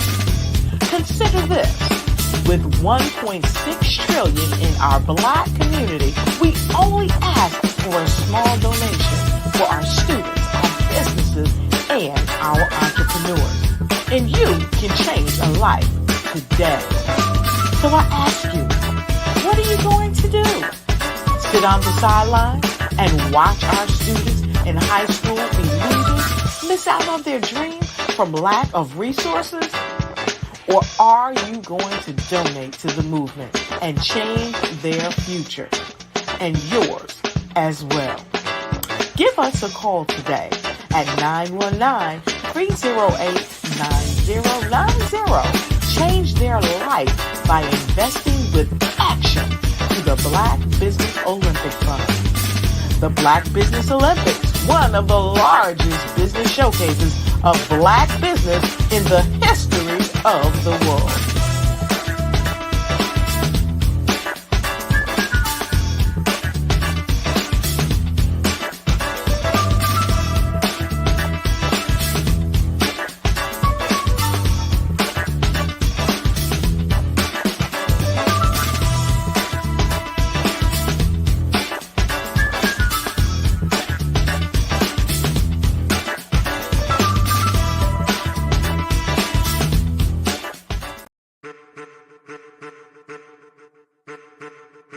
Child of the Most High God.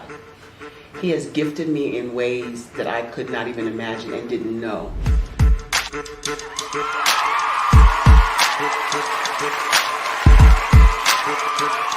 There was a time when I didn't know who I was.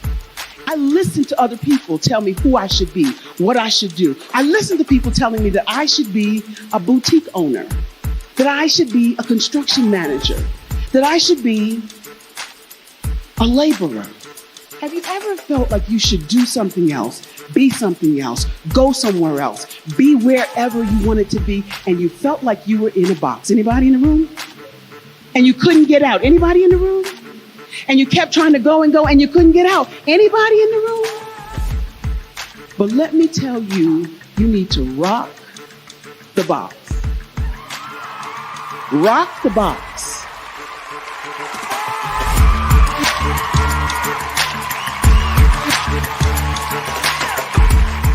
I am engaging, inspiring, and empowering.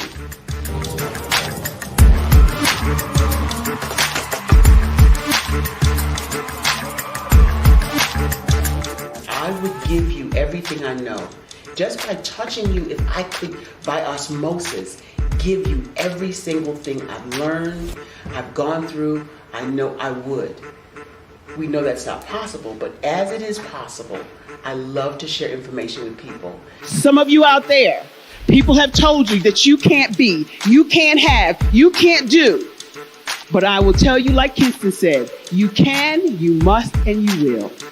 If it's to be, it's going to be me. You got to say it. If it's to be, it's going to be. If it's to be, it's going to be. If it's to be, it's going to be.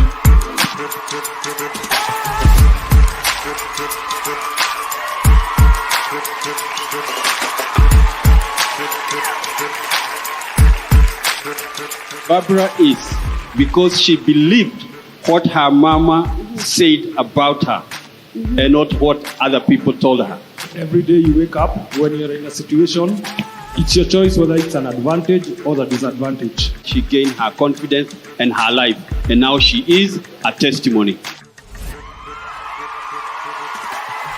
If I can help you elevate yourself, then I feel like I'm elevating my own self as well. What you know and I know together can change the world.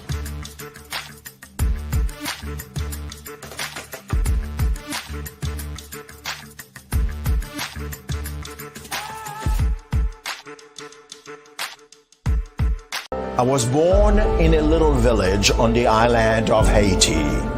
Many deadly diseases pounded me. It is as if they were on a mission to end my existence on this earth. I refused to give up. In 1983, I left Haiti and came to the United States of America. And I came with $5, 2 shirts. I didn't speak any English. I came to Atlanta. I got a job. I was a doorman. I was a doorman with a dream. What I used to come on stage. I'd rehearse this moment that I'm standing in front of you. That's the power of a dream. Maybe today is the day you begin acting as if you already have it. And then step out with full force. Take a risk. No condition is permanent. Don't let your situation distract you. You are chosen. You are called. You are born for a purpose in this life.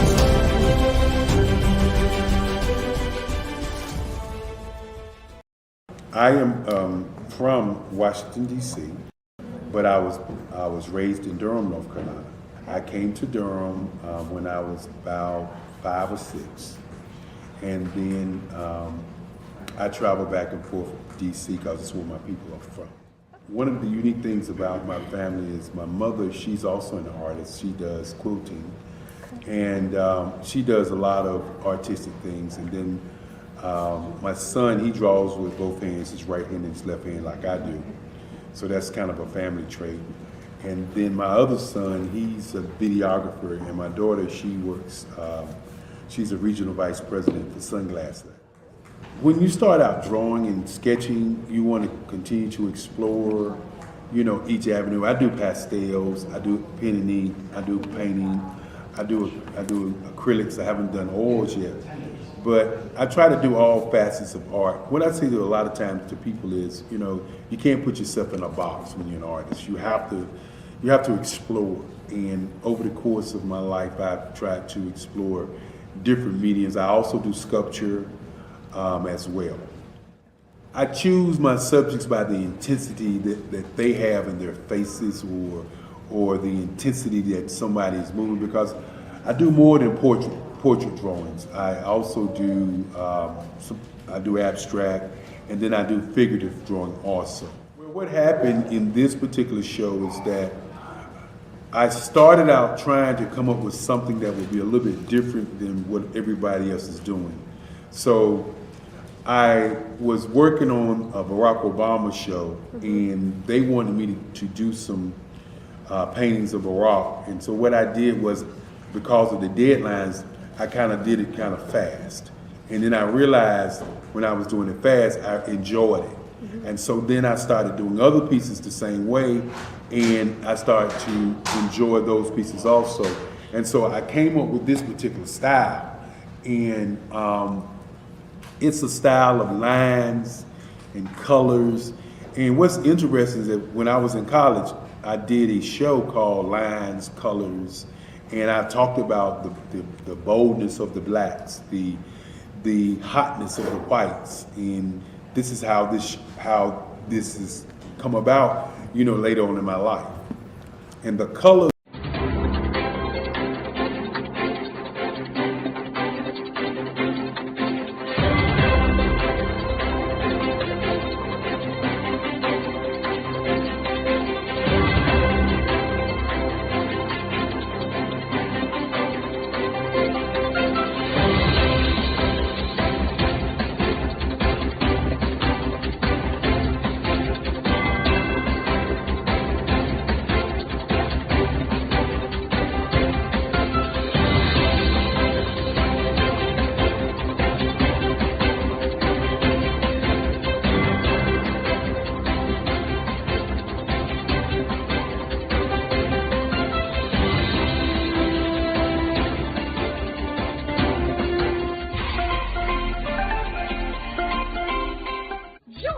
Dr. Eric Kelly III and a host of phenomenal speakers from all around the globe for this 7-day virtual event that you don't want to miss. The mission of the Black Business Expo is to raise scholarship money from kids all the way from high school all the way from college. The Black Business Olympics is one of the largest Black business showcases in the world. It is an opportunity for businesses and companies to showcase their businesses globally. We are going to be giving away laptops up to $5,000 away to students. Again, I'm Olivia Appleberry, the founder of 2 Cents Finance and one of the speakers for the expo. I am so excited to see you there. For more info, go to www.blackbusinessexpousa.com or call 919-308-9090 and hope to see you there. I am Black Business. From the moment I wake until the time I sleep. Yes, I am Black Business. I am Black Business. Tell me, are you Black Business? I am Black Business. Do you support Black businesses? Listen, I support Black business because I am Black Business. Black Business Expo, one of the largest business showcases in the history of Black business in the world. The world! Sign up today at www.blackbusinessexpousa.com or call 919-308-9090. I am Black Business. I am Black Business. From the moment I wake until the time I sleep, I am Black Business. I am Black Business. Are you Black Business? I am Black Business. Do you support Black businesses? I support Black business because I am Black Business. Black Business Expo, one of the largest business showcases in the history of Black America in North Carolina.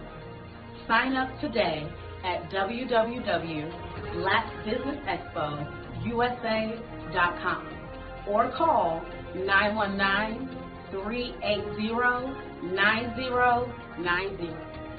I am Black Business. I am Black Business. From the moment I wake until the time I sleep, I am Black Business. I am Black Business.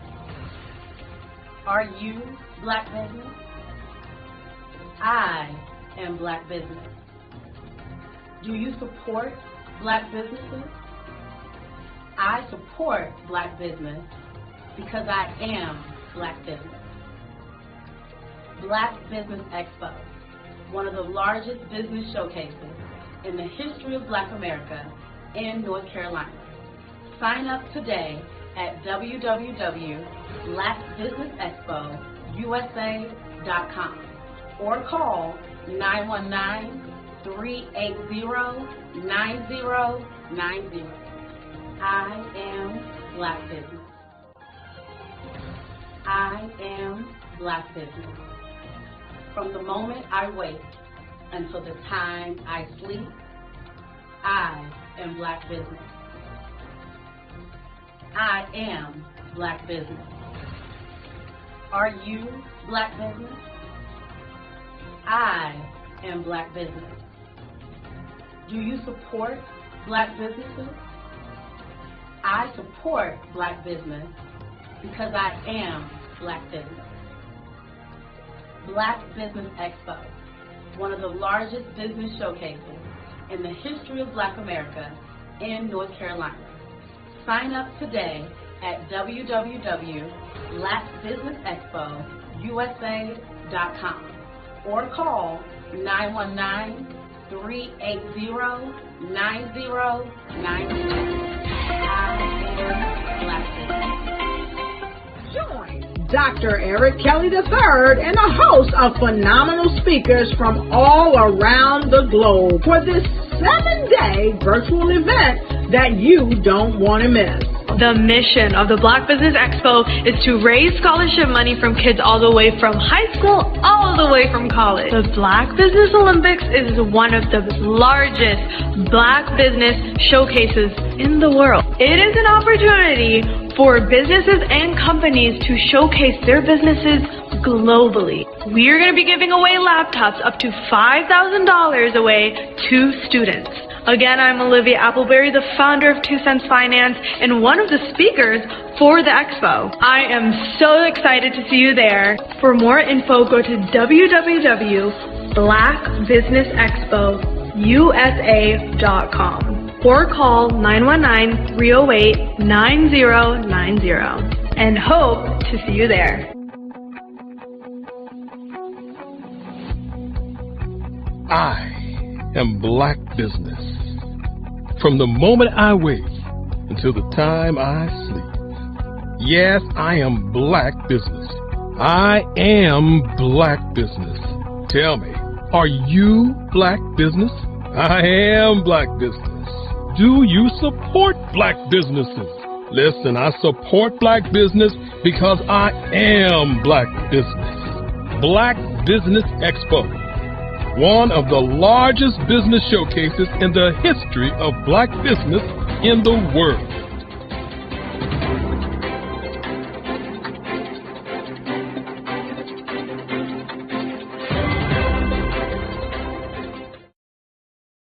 I'm Ramon Ray, founder of Smart Hustle Magazine and smallbiztechnology.com.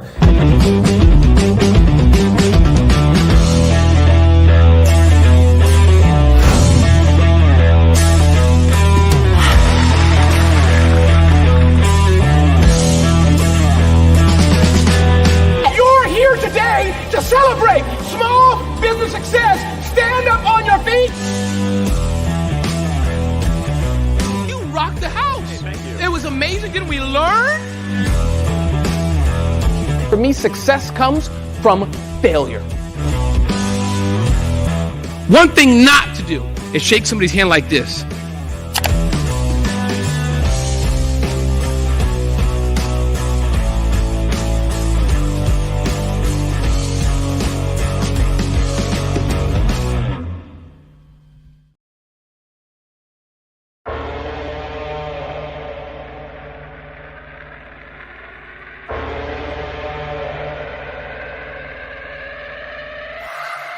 On thermometers, 2,000 surrounding us. Travel 2,000 kilometers to hang out with us. What's up, danger? What's up, danger? Hey, didn't know they doubted us. Makes it that more marvelous. Sign them up, cause ominous vibes and I get synonymous. What's up, danger? Hey, don't be a stranger. Cause I like high chances that I might lose. I like it all on the edge, just like you. Hey, I like tall buildings so I can leap off of them. I go hard with it. well balanced on my nose. I had a slumber party with all my foes. Now I wear them like a badge of honor on my clothes. If I'm crazy, I'm on my own. If I'm waiting, it's on my throne. If I sound lazy, just ignore my tone. Cause I'm always gonna answer when you call my phone. Like, what's up, danger? Like, what's up, danger?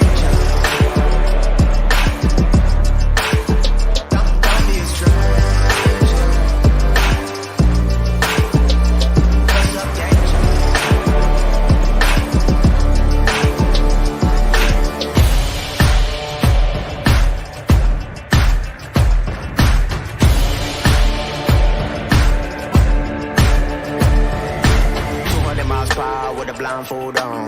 Mom always asking where did I go wrong. What's up, danger? What's up, danger? Travel 200 miles, I'm knocking at your door. And I don't really care if you ain't done wrong. Come on, what's up, danger? Don't be a stranger. I like it when trouble brews, I won't dare change. I like it when there's turbulence on my airplanes. I like it when I sense things that I can't see yet. Swimming with sharks when they ain't feed yet. Cause I like high chances that I might lose. I like it all on the edge just like you. Ay, I like tall buildings so I can leap off of them. I go hard with it no matter how dark it is.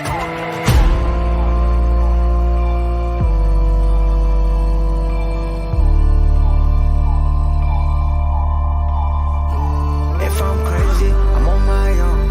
If I'm waiting, it's on my throne. If I sound lazy, just ignore my tone. Cause I'm always gonna answer when you call my phone. Like, what's up, danger? Like, what's up, danger? Can't stop me now. I said I got you now. I'm right here at your door. I won't leave. I want more. What's up, danger? Yeah, what's up, danger? Can't stop me now. Yeah. I said I got you now.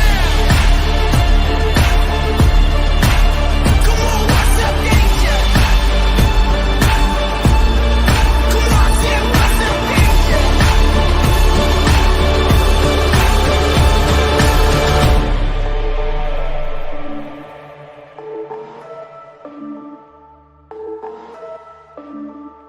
Are you a forward-thinking entrepreneur or business owner? The world is changing faster than ever, and it's time to pivot and adapt to the future. Hello LLC is here to help you do just that.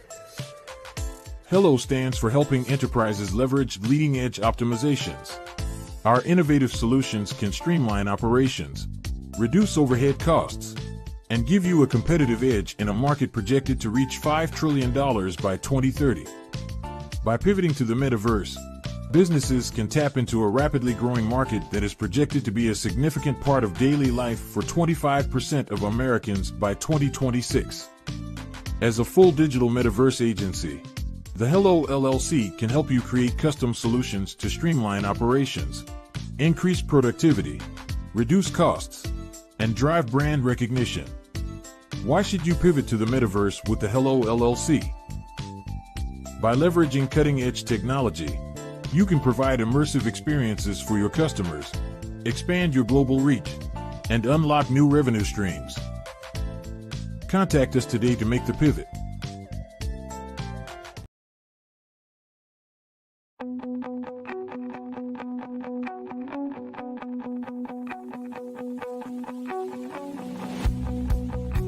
I am Black business. From the moment I wake until the time I sleep. Yes, I am Black business. I am Black business. Tell me, are you Black business? I am Black business. Do you support Black businesses? Listen, I support Black business because I am Black business. Black Business Expo, one of the largest business showcases in the history of Black business in the world. The world. Sign up today at www.blackbusinessexpousa.com or call 919-308-9090. I am Black Business.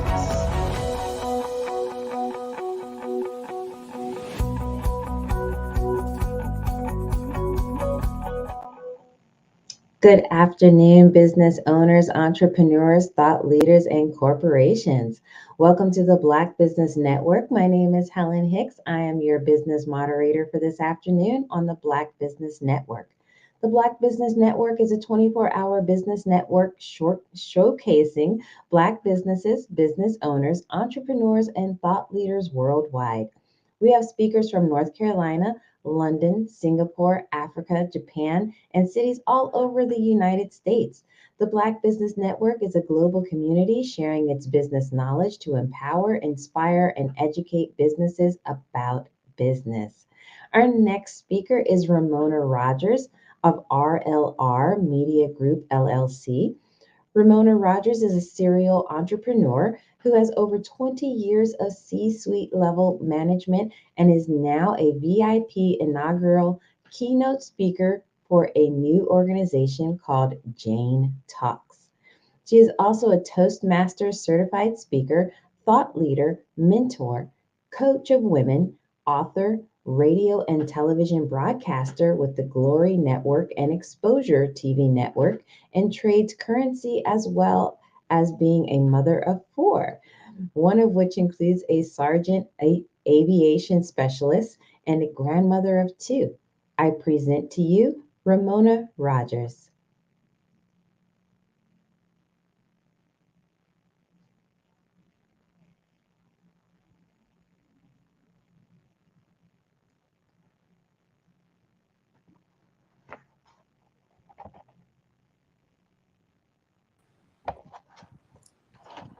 Hello, Ramona. Hello, how are you? Good, how are you? Awesome, awesome. Thank you so much for the phenomenal introduction. I really appreciate that. You're very, very welcome. Genius is coming, and I will see you on the other side. Absolutely, looking forward to it.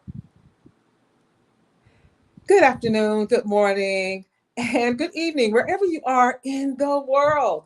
I am Ramona Rogers, and I am excited to be here today and give you this key note on women in general, but more importantly, women, inclusion, and diversity. So we're going to talk about a little bit of everything about what we as women need to show up and excel, as well as to accelerate our goals, our dreams, and our vision. And that is exactly how we can not only include ourselves, but definitely ensure that everywhere we go, whether it be in the workplace, whether it be corporate America, whether it be on and off the job in our communities, we are definitely included, because we are going to start out by first including ourselves. And how exactly is it that we do that? And I am going to use my own personal experience, knowledge, and expertise to share with each and every one of you exactly how I personally did it. And hopefully my story, my experience, my knowledge, and my expertise will resonate with each and every one of you, no matter what age you are, no matter where you are in your personal or professional development, or your job or career, or maybe you're a new business owner, or maybe, just maybe, you have not yet started your business, but you have that goal, that little dream still sitting untouched, but yet you are waiting for the right time, waiting for that perfect opportunity to show up. Well, I am here to let you know that you do not need to wait any longer. So with that said, I definitely just wanted to give thanks. Thanks to Dr. Eric Kelly for this phenomenal network, the Black Business Network, as well as this awesome week of the Black Business Olympics. I am also one of the team leaders, and I want to thank each and every one of the participants that has joined my team, the Dream Team, and showed up. Not just showed up, but showed up and showed out. I am ecstatic and grateful that I was able to curate such an awesome team of leaders as well, and that they did not hesitate to join the Dream Team and show up on the Black Business Network and participate in the Black Business Olympics. I also want to thank 3 very special queens, my daughters. I have a phenomenal daughter, my oldest, who is Raven, who works for a Fortune 500 company, has given me my first grandson, Cairo Smith, as well. And I also would like to thank my middle girl, queen, daughter, and that is Raquel Smith, who just a couple of days ago surprised me with a bouquet of flowers, just showing up and telling me that she loved me. And boy, did that make my day and week as well. And my youngest queen and daughter, who is Nicole Smith, and she is one of our joys of the family, actually. So I have 2 sets. I have an older set of kids, and that is Malik Smith, my firstborn, who is my son, who is a sergeant in the military. And then it's my older daughter. That's the first set. And then there was a whole 9 years in between. And I have a senior getting ready to graduate high school, who is Raquel, and then my youngest, who is Nicole. So I definitely contribute this keynote, this message to them as well. And that is why I chose this topic, as a matter of fact, because not only am I an expert, as well as each and every one of you in the field of being a woman, but they too have become young women themselves. And I am here to set the example as not just with them, but with each and every one of you as your leader, your coach, your mentor, your consultant. So with that said, I am going to just dive right in so that we do not go over time. But I am going to ask each and every one of you a very, very important question. And that's the first example of exactly how it is that you are going to start living the life that you deserve. It is the questions that you ask yourself that's going to actually give you the answers that you actually need to take your life, your personal as well as your professional life, to the next level.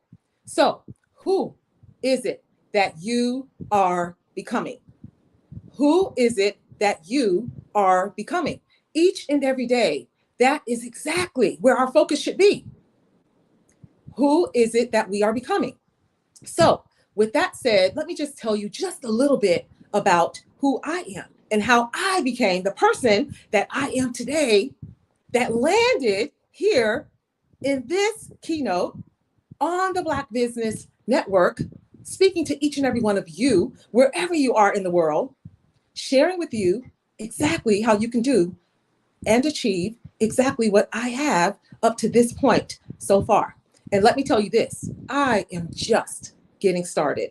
So with that said, I just want to also remind you that it is never, never, ever too late to restart, to reset, to reignite. So whatever it is that you envision yourself being, whoever it is that you are becoming, whatever your challenges and your issues have been, it is never, ever too late to restart, to reignite, to reset, and to recharge. So, given that I worked in corporate America for 22 plus years, collectively combined with 2 different companies. I was a regional manager of the Southeast region, and I worked under a lot of powerful women who I will never forget, who had a hand in helping me to become the person that I am today, the strong, confident, self-assured woman that I am today. And I'm sure that each and every one of you can look back and connect the dots to some women who were in your lives along your journey, in your path to becoming who you are as well, and that you can contribute your successes to many of them. So I definitely owe it to many of the women like the Carolyn Morgans, who was my regional director when I was just 19 years old and became a regional manager. And like you, scared to death as to whether or not I was going to be able to handle this huge responsibility that I had been given. And Phyllis English, who was a tough supervisor, but I thank her today for helping me too really hone in on the fine details of personal as well as professional development. My speaking went to the next level. My communication verbally as well as written went to the next level. But there were some tough days where I had to fight through those self-limiting beliefs, wondering if I was the best person for the job, as well as working through those doubts, those self-doubts, questioning every little move, questioning whether or not I was capable, questioning whether or not I was valuable enough or worthy enough to handle the task at hand, and to put myself in those positions in a C-suite position, working with all of these other phenomenal leaders, looking at them and how much they were able to accomplish, comparing myself to them. How many of us still to this day are doing a lot of that, right? Comparing who you are and how much you have achieved, and looking around at everyone else and comparing yourselves and your progress. Let me say this. Let this day, today, be the last day that you look at anyone else and compare yourself to them, because there is no one like you. Yes, you. Remember that question? Who are you becoming? So I'm going to challenge each and every one of you who are going to listen to this broadcast to answer that question in the next 30 minutes. Who are you becoming? So who I was becoming at that point in time, when I was just a 19-year-old regional manager, managing 7 states, doing MOSs, short for management operations seminars with franchisees, triple my age, and showing up as my true authentic self, not just delivering, but over delivering, doing it scared, doing it afraid, doing it regardless of how I felt that day. And just by showing up, making it happen, I am here today to tell you that you too, as a woman, have exactly what it is that you need to make it happen for yourself as well. And I want to remind you that there is nothing missing, there's nothing broken, and there is nothing wasted. So just like all of those challenges that I mentioned a little bit earlier, challenges happen to be one of my favorite words, by the way. And when you take the word challenge and you look at the first 3 letters of the word challenge, which is CHA, and you look at the last 3 letters of the word challenge, NGE, the word change is built right into the word challenge. So many of us look at the word challenge and look at our challenges as if it's a negative thing. When in fact, when we reframe how we look at our challenges and our issues and problems, whatever the case may be for you, when you change the way that you look at things, the way that you look at things have no other choice but to change. And that is exactly what challenges are meant for. They are there to get our attention. They are there to get us to look at something that we are doing, something in our behavior, something and maybe in our attitude, our personalities that we need to tweak, adjust, or change so that we can become the person that we need to become in order to achieve whatever it is that we desire and create the life of our dreams and the life that we deserve. So that is where it all starts. It starts with you. It starts with me. It starts with us. Starting with focusing on you.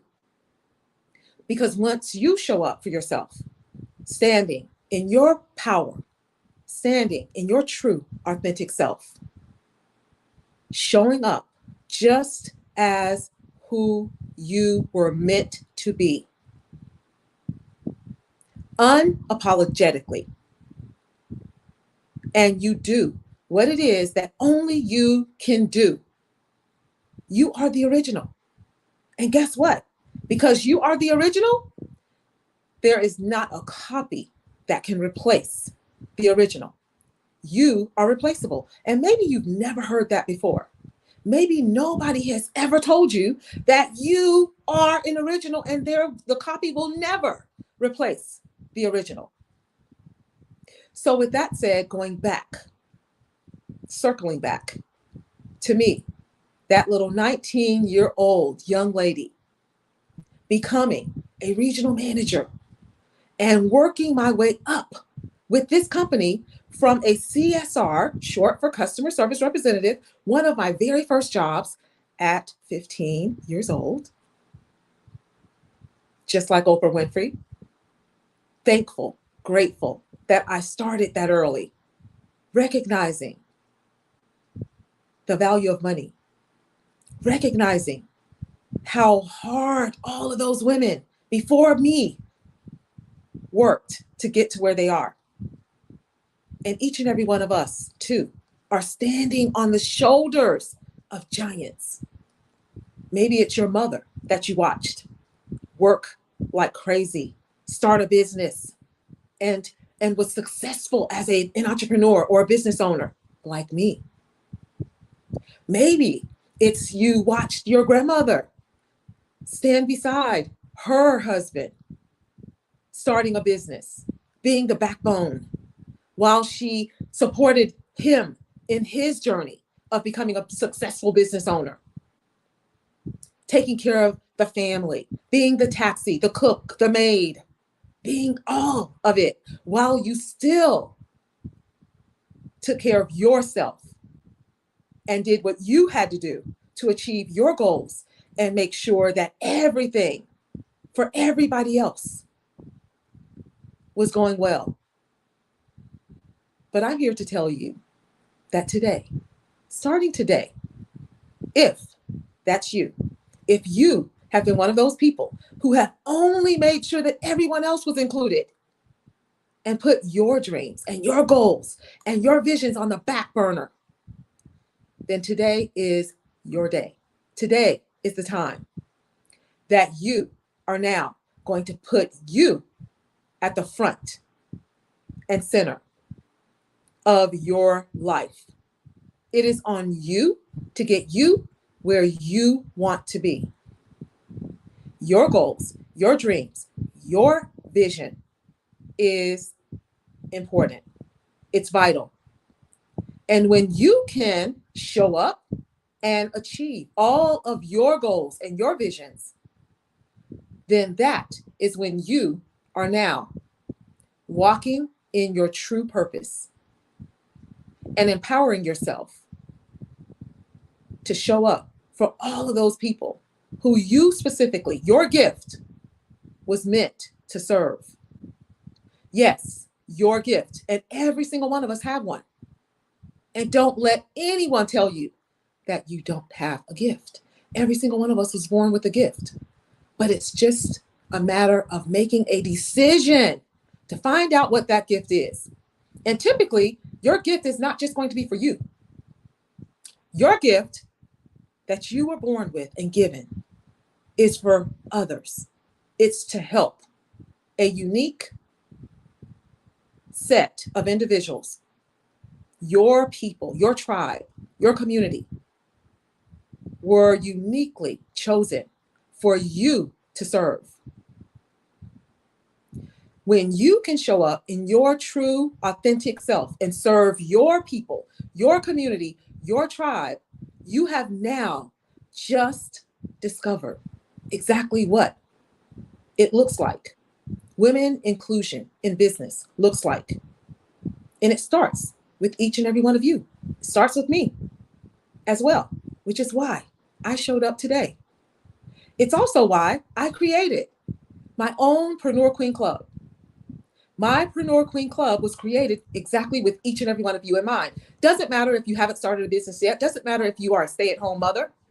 It doesn't matter who you are, where you live, where you were born, what you've been through, and where you are today. But each and every one of us deserve to be a part of a community, to be a part of people, a group of people who are responsible, who are reliable, who have the tools and the resources that we need to take our lives, our goals, and our visions to the next level. Speaking of which, we are 3 years on the back end of a pandemic that has impacted and affected every single individual all over the globe. Not one person was excluded. And now, we are now sitting smack in the middle of a recession, as well as the Great Resignation, where so many women have left corporate America to start their own business and become an entrepreneur, a stay-at-home tutor to their children who were now locked down and at home, not going to school. And so many jobs, brick and mortar companies closed their doors. And without pay, so many women were left having to transition and pivot, some single with only one income. Speaking of which, you're looking at one of those as well. Yes, that too was me. And I'm here to tell you that if you are here, whether you're watching this broadcast live or you're going to watch it at a later date and time, you are blessed beyond measure. You should be grateful because that is exactly how I am still here. And that's exactly what I did. I started out each and every day with gratitude. I actually had a gratitude journal where I actually wrote down 5 things that I'm grateful for. First thing in the morning and every evening before I went to bed. Because gratitude is that great magnifier. Gratitude is exactly what raises our vibration. It helps us see that our problems and our issues and whatever challenges that you are facing are minor, are temporary. They aren't permanent. And neither is our present. So where you are today, whether you're struggling personally, professionally, mentally, spiritually, doesn't really matter because your present is not permanent. This is not where you're going to be next week, next month, not even next year. That is exactly why we do not focus on our present. But what you want to do is focus on your future because it is there.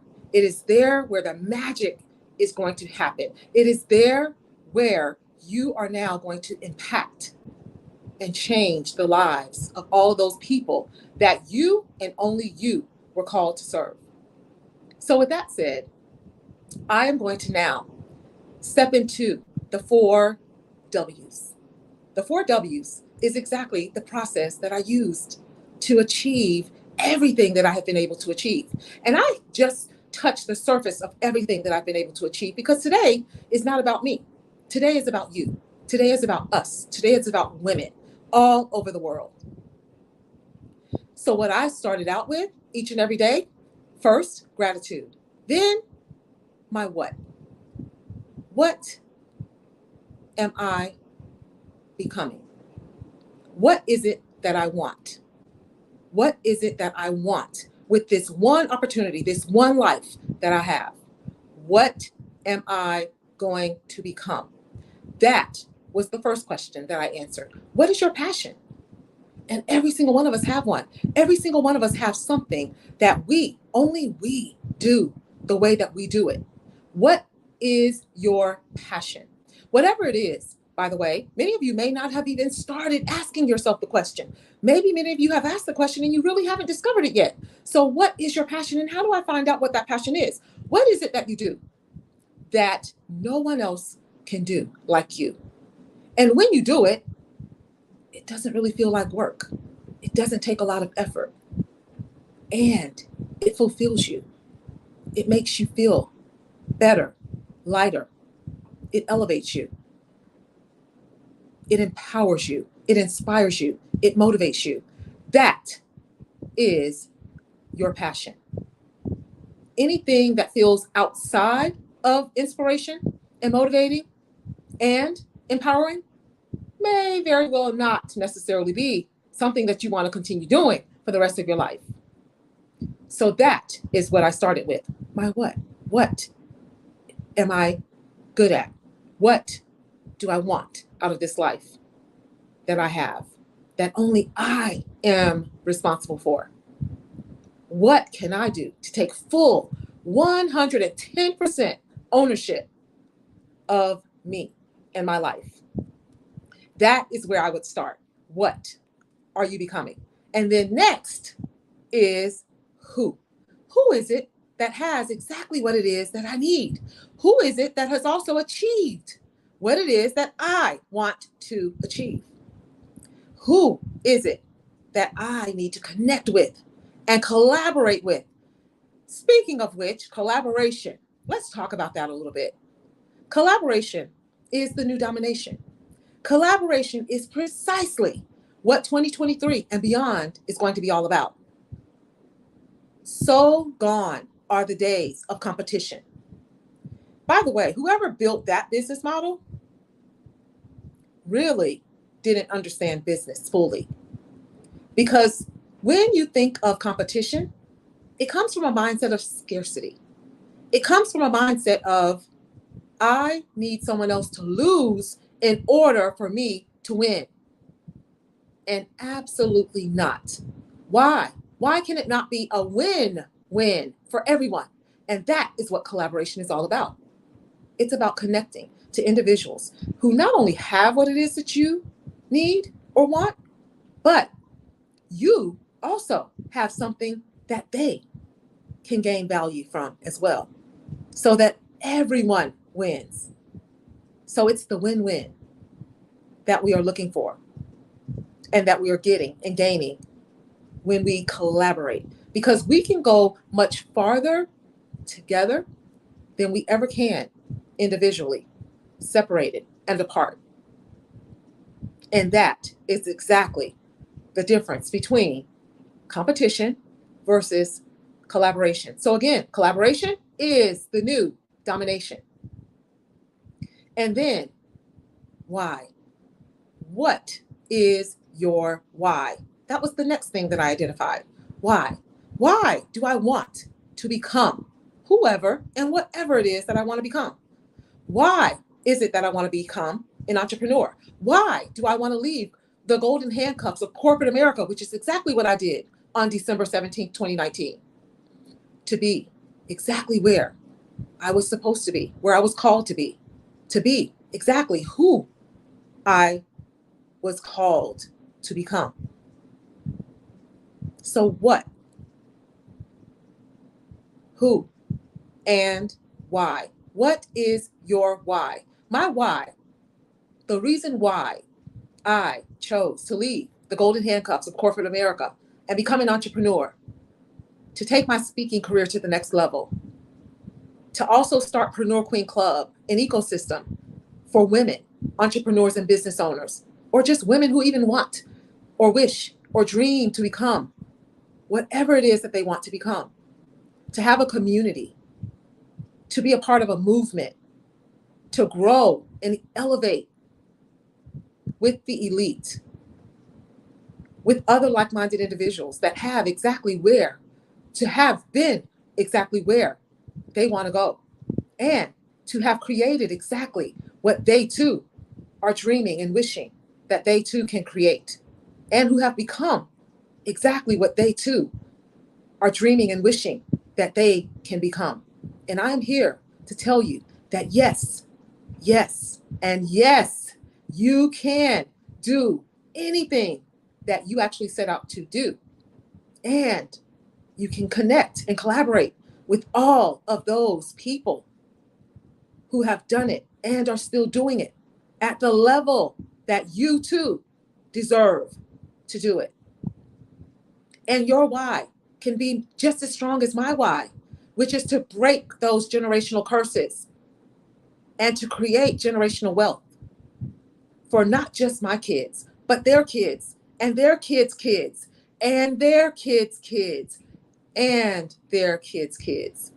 And to set an example and be the beacon for not just the women that we see every day, that we have contact with every day, as such as your children, such as your sisters and the aunts and the aunties and the grandmas and the glammies in my case. Speaking of which, I also have a beautiful granddaughter as well. Her name is Azariah. She's only 9 months old, and she too is included in my why. I'm setting the example and blazing the trail and making the decision. And I'm showing up each and every day for them, as well as for each and every one of you. And when all of us come together and start moving in the same direction, we won't, and include each other for starters, and include ourselves first, and then include each other secondly. We won't ever have to worry about what corporation is not including women. We won't have to worry about what manager or what supervisor is not including women. We won't have to worry about what organization isn't including women. We won't have to worry about who's not necessarily including us for various reasons by the color of our skin, whether we have short hair, long hair, dark eyes, light eyes, whether we're wearing dark lipstick or bright red lipstick.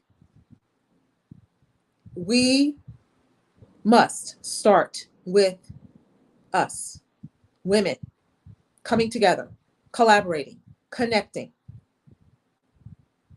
including each other, regardless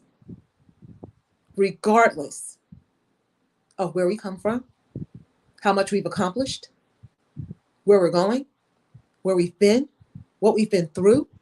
Here I am, standing before you, after 25 years of being married, 6 years now divorced, single mother.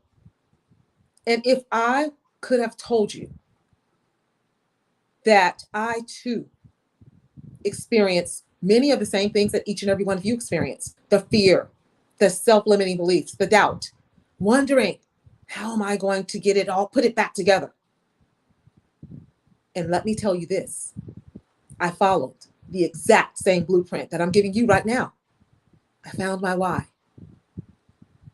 I decided what is it that I wanted to become? Because I definitely knew that I was not my past, right? And that whatever I have gone through had no bearing on my future and where I was going. And the same exact thing applies to each and every one of you. No matter if you're in your 20s, 30s, 40s, 50s, 60s, even 70s. I have been connected to some of the most phenomenal women in trainings, courses, classes, and many of them, just like you and I,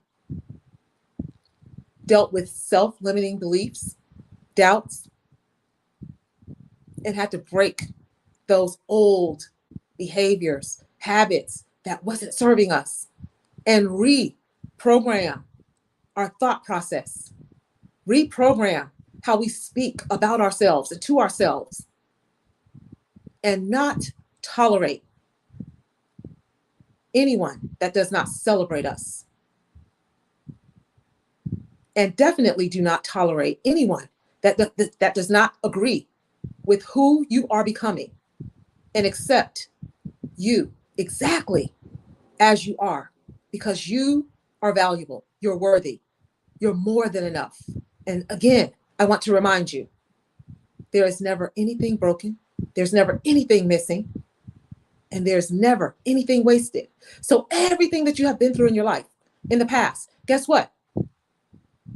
It was life. And life is never happening to us, but for us.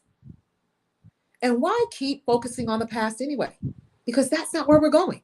That is exactly why your rear view mirror is smaller than your windshield. Your rear view mirror has one purpose, and that is to look behind you. So when you are creating the life that you deserve, make sure that you are not looking in the rear view mirror, but you're looking through the windshield. And make sure that when you start setting those goals, you make sure that you go big. You make sure that those goals are so grand and audacious that they scare you. Because that means that you have now stepped out of your comfort zone. And that's what it's all about.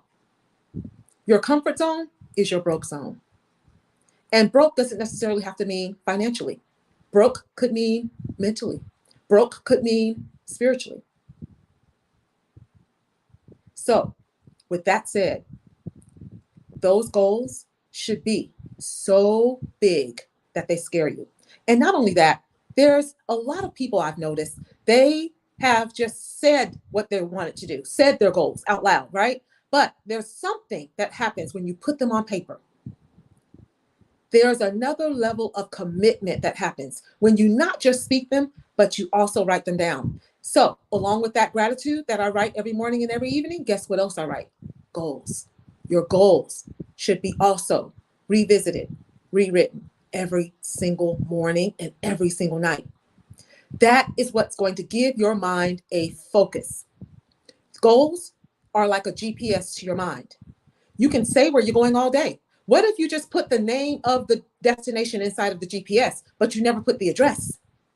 How is the GPS going to tell you exactly when to make a left and when to make a right turn? It won't be able to tell you, right? That is the importance of making sure that when you write those goals, that you make sure that you write them specifically to what exactly it is that you are wanting to see. So you're not only going to speak what you want to see, but you're also going to write what you want to see. So where is it that you are going to create as your final destination when you set those goals? And keep in mind too, that we need to make sure that we are putting in the work, the hard work and the heart work.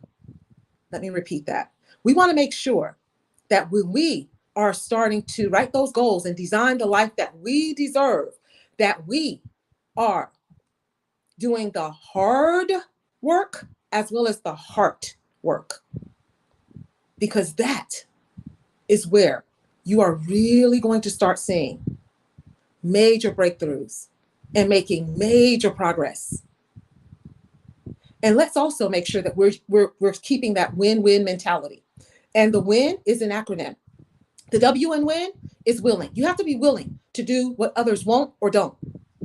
So what do I mean by that? Let's break that down a little bit. Because as soon as you start speaking those goals, as soon as you start writing your goals down, as soon as you start focusing on gratitude, other people around you, maybe in your family, maybe not, friends, neighbors, they're going to realize and see that there's something changing about her. What is it that she's doing now? And the minute people start asking you questions about what it is that you're doing and you start sharing or they start watching, don't be surprised when, because they don't understand who it is that you are becoming, and because there may be a little bit of fear too, especially with family members and people that you're closer to. There may be a little bit of fear on their part that they may just be losing you, the old you, and who they know you to be or remember you to be. And you know what? That's okay. If they don't understand your goals, your dreams, and your vision, it wasn't a conference call. They aren't supposed to. And if all of us can just focus on our own dreams, our own goals, and our own visions, then we won't have to worry about what other people think. Because again, it wasn't a conference call. So with that said, I thoroughly enjoyed sharing this message with each and every one of you today. And hopefully you have learned a great deal of exactly how it is that you are going to take your life, your dreams, your goals, and your visions to the next level and include you so that you never have to worry about whether you're going to be included by anyone else. So with that said, I'm Ramona Rogers, and I'm getting ready to turn it right back over to this phenomenal moderator here today. And thank you guys for having me. Thank you so much, Ramona. Thank you for being on the show today. Can you let everyone know how they can contact you? Absolutely. Thank you so much for asking. So yes, I am on all social media platforms, on IG, Ramona Rogers 959, on Facebook as well, Ramona Rogers Smith, as well as on Clubhouse, where I spend quite a bit of my time, is Radical Ramona, and on Twitter as well, Ramona SMI. So with that said, that is all of the platforms that I am currently on, and that's how you can actually reach out to me. And my website, by the way, is RamonaRogersOfficial.com. Thank you so much, Ramona. Genius is common, and we'll see you on the other side. Thank you for having me. You're welcome. All right. The Black Business Expo's mission is to raise funds for high school seniors going to college or K-12 entrepreneurs. This expo is a fundraiser for students. You may go to www.blackbusinessexpo.com to donate to the scholarship fund, or use Cash App with $BBXUSA. Our goal is to give laptops and up to $5,000 to 10 students. Students can register online again at www.blackbusinessexpo.com. Every dollar counts, so we want to remind you to donate to the scholarship fund.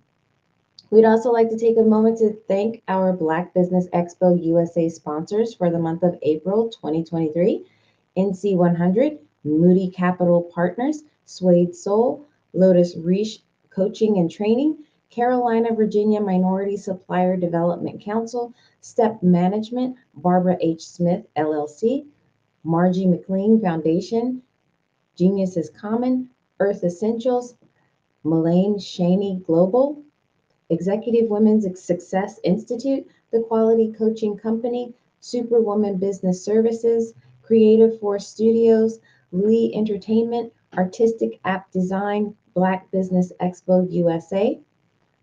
Genius is Common, and I'll see you on the other side.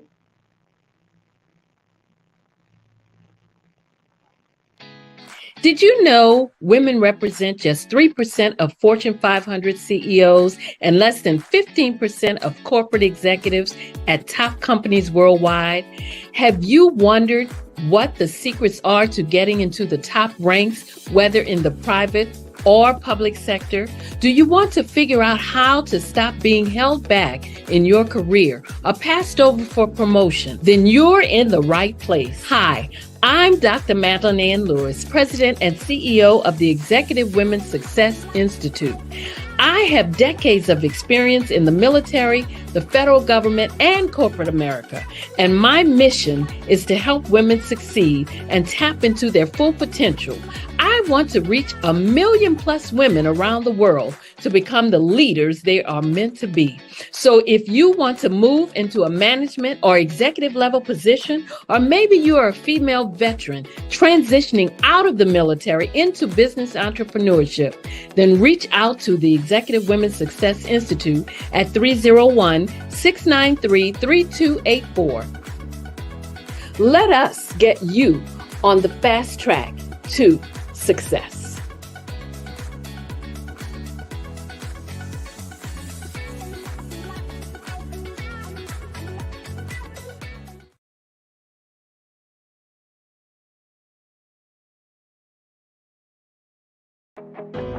I am Black Business. From the moment I wake until the time I sleep, I am Black Business. I am Black Business. Are you Black Business? I am Black Business.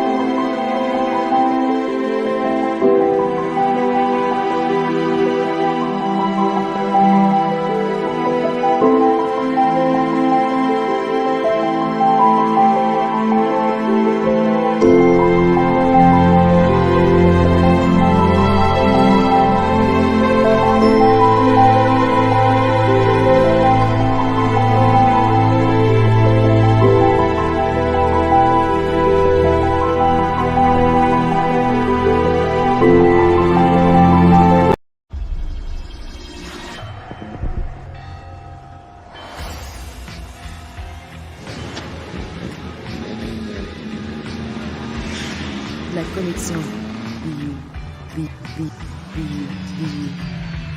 La connexion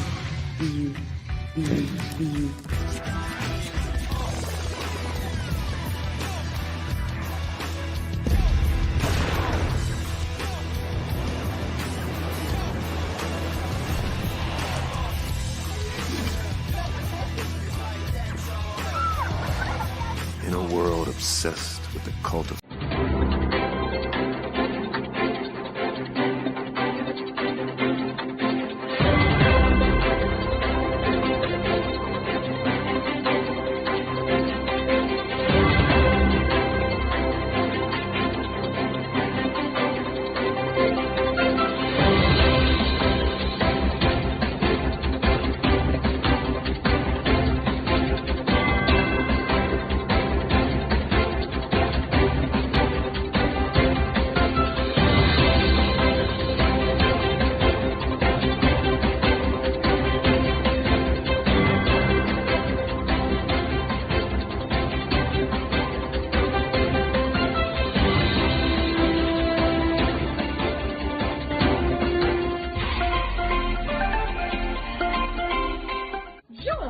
Dr. Eric Kelly III and a host of phenomenal speakers from all around the globe for this 7-day virtual event that you don't want to miss.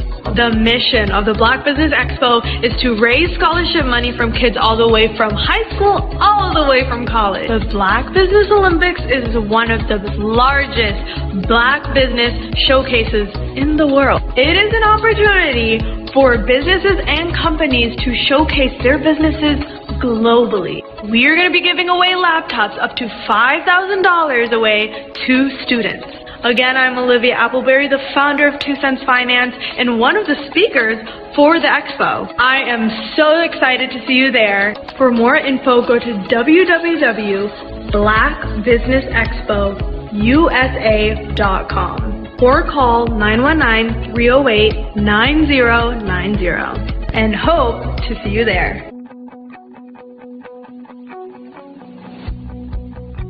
I am Black business. From the moment I wake until the time I sleep. Yes, I am Black business.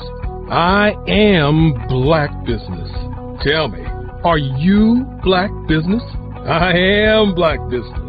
Do you support Black businesses? Listen, I support Black business because I am Black business. Black Business Expo, one of the largest business showcases in the history of Black business in the world. The world!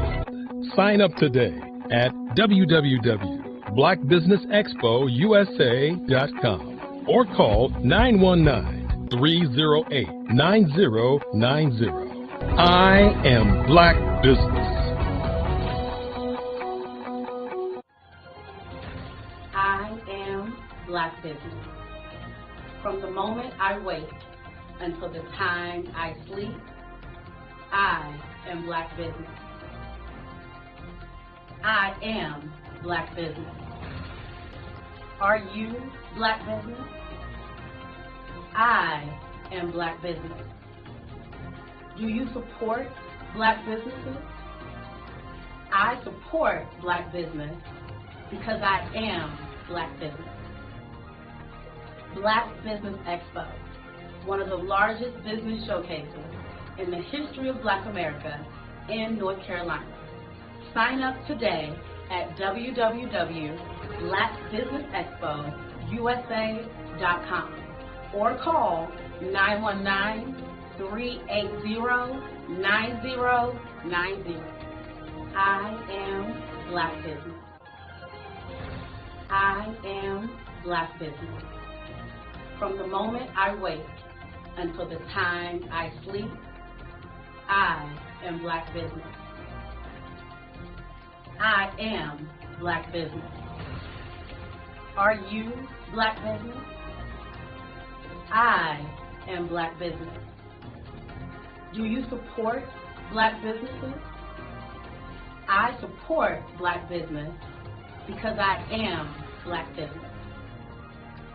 Black Business Expo, one of the largest business showcases in the history of Black America in North Carolina. Sign up today at www.blackbusinessexpousa.com or call 919-380-9090. I am Black Business. I am Black Business. From the moment I wake until the time I sleep, I am Black Business. I am Black Business. Are you Black Business? I am Black Business. Do you support Black businesses? I support Black business because I am Black Business. Black Business Expo, one of the largest business showcases in the history of Black America in North Carolina. Sign up today at www.blackbusinessexpousa.com or call 919-380-9090.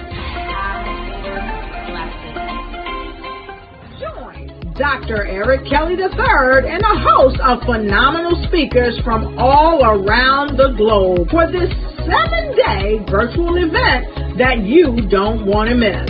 The mission of the Black Business Expo is to raise scholarship money from kids all the way from high school, all the way from college. The Black Business Olympics is one of the largest Black business showcases in the world. It is an opportunity for businesses and companies to showcase their businesses globally. We are going to be giving away laptops up to $5,000 away to students. Again, I'm Olivia Appleberry, the founder of 2 Cents Finance and one of the speakers for the expo. I am so excited to see you there. For more info, go to www.blackbusinessexpousa.com or call 919-308-9090 and hope to see you there. I am Black Business. From the moment I wake until the time I sleep. Yes, I am Black Business. I am Black Business. Tell me, are you Black Business? I am Black Business. Do you support Black businesses? Listen, I support Black business because I am Black Business. Black Business Expo, one of the largest business showcases in the history of Black business in the world.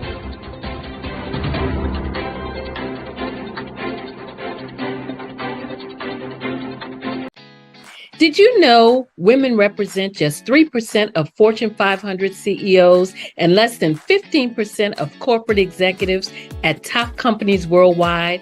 Have you wondered what the secrets are to getting into the top ranks, whether in the private or public sector?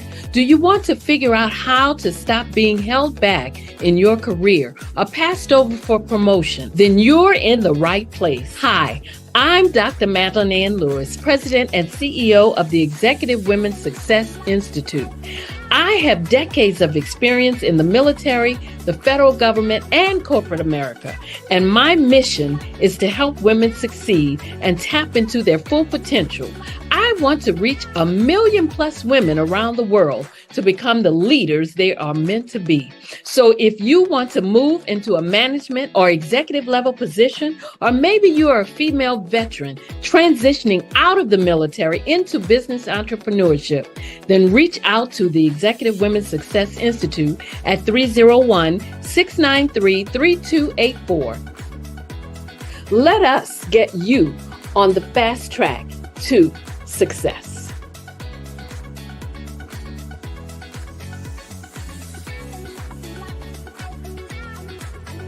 Hi, my name is Holly Bird Miller, and I am the Brand and Beauty Ambassador for the Genius is Common movement. I have 27 years in sales, marketing, business development, branding, and brand strategy. So my genius is common. What got me into the love of branding and beauty is I love to allow our professional clients to look like the best version of themselves, to elevate their executive presence. So I've surrounded myself with a global team of videographers, photographers, hairstylists, makeup artists, wardrobe stylists, social media managers, and brand strategists to make sure that we are your one-stop branding agency. So I am so proud to be the Brand and Beauty Ambassador for the Genius is Common movement. My genius is common.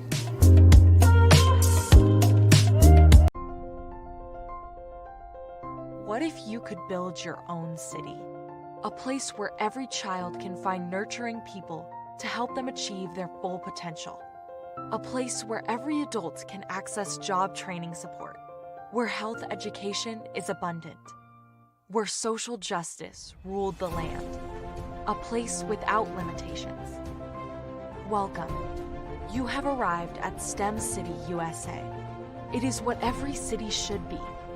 A safe and trusted community where you find people and resources to help you become everything you are and beyond. STEM City is unlike anything you have ever experienced. It is a digital twin of the world around you, only better. STEM City is about energy and soul renewal. It is more than a digital world.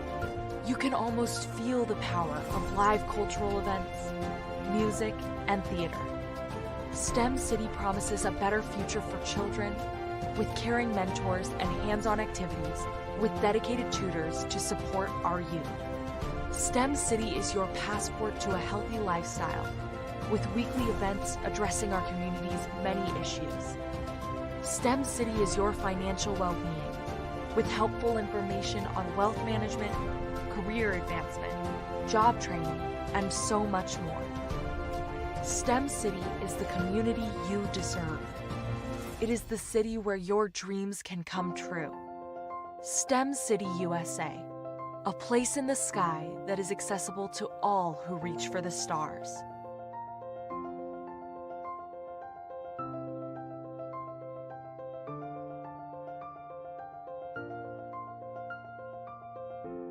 I'm Ramon Ray, founder of Smart Hustle Magazine and smallbiztechnology.com.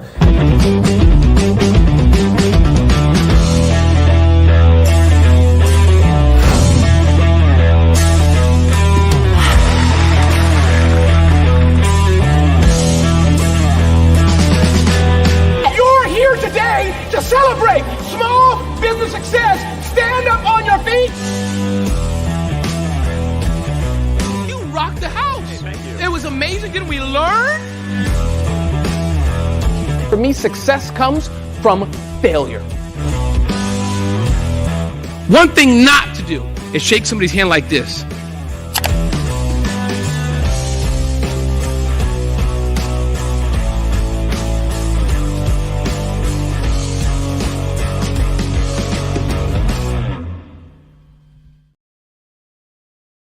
I was born in a little village on the island of Haiti. Many deadly diseases pounded me. It is as if they were on a mission to end my existence on this earth. I refused to give up. In 1983, I left Haiti and came to the United States of America. And I came with $5, 2 shirts. I didn't speak any English. I came to Atlanta. I got a job. I was a doorman. I was a doorman with a dream. What I used to come on stage. I'd rehearse this moment that I'm standing in front of you. That's the power of a dream. Maybe today is the day you begin acting as if you already have it. And then step out with full force. Take a risk. No condition is permanent. Don't let your situation distract you. You are chosen. You are called. You are born for a purpose in this life.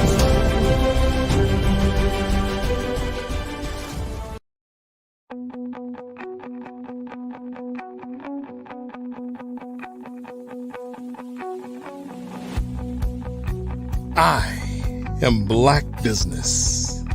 From the moment I wake until the time I sleep. Yes, I am Black business. I am Black business. Tell me, are you Black business? I am Black business. Do you support Black businesses? Listen, I support Black business because I am Black business. Black Business Expo, one of the largest business showcases in the history of Black business in the world. The world! Sign up today at www.blackbusinessexpousa.com or call 919-308-9090. I am Black business.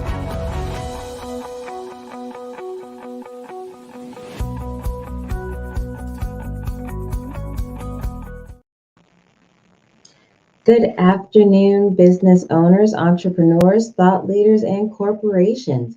Welcome to the Black Business Network. My name is Helen Hicks. I'm your business moderator for this afternoon on the Black Business Network.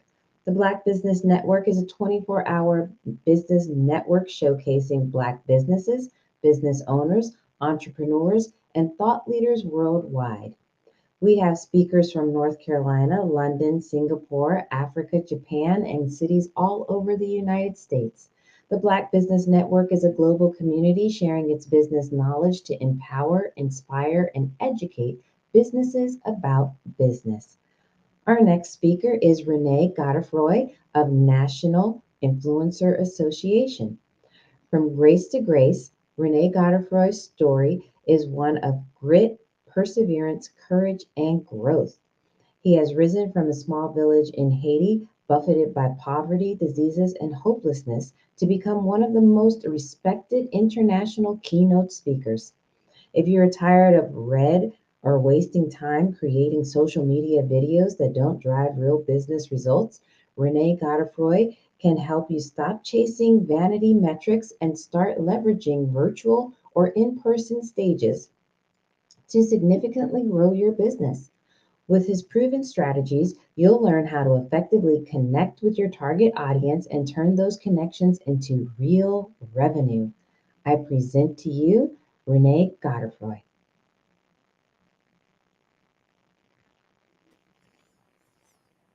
Genius is common. Thank you very much, Helen. I appreciate you. You're very welcome, and thank you for being here. Genius is common, and I'll see you on the other side. Absolutely. Yes, indeed. Genius is common.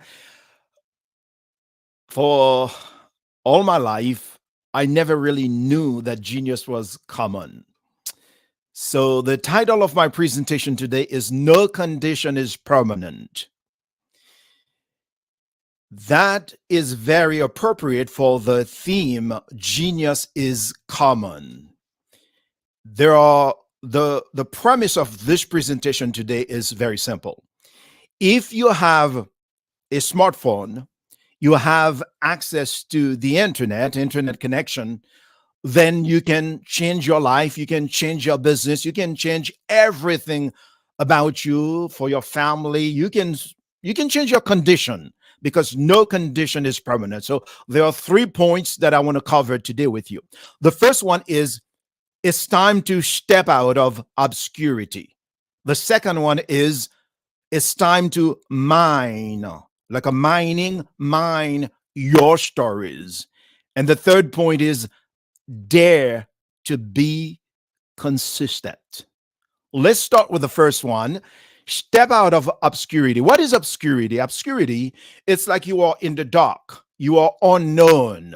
You can be the best thing in the world, but until there is a light on you, until you are known by people all over the world, particularly today, you are in obscurity. It doesn't matter what services you have. It doesn't matter what you offer. It doesn't matter how good you are. It doesn't matter how many years of experience you have.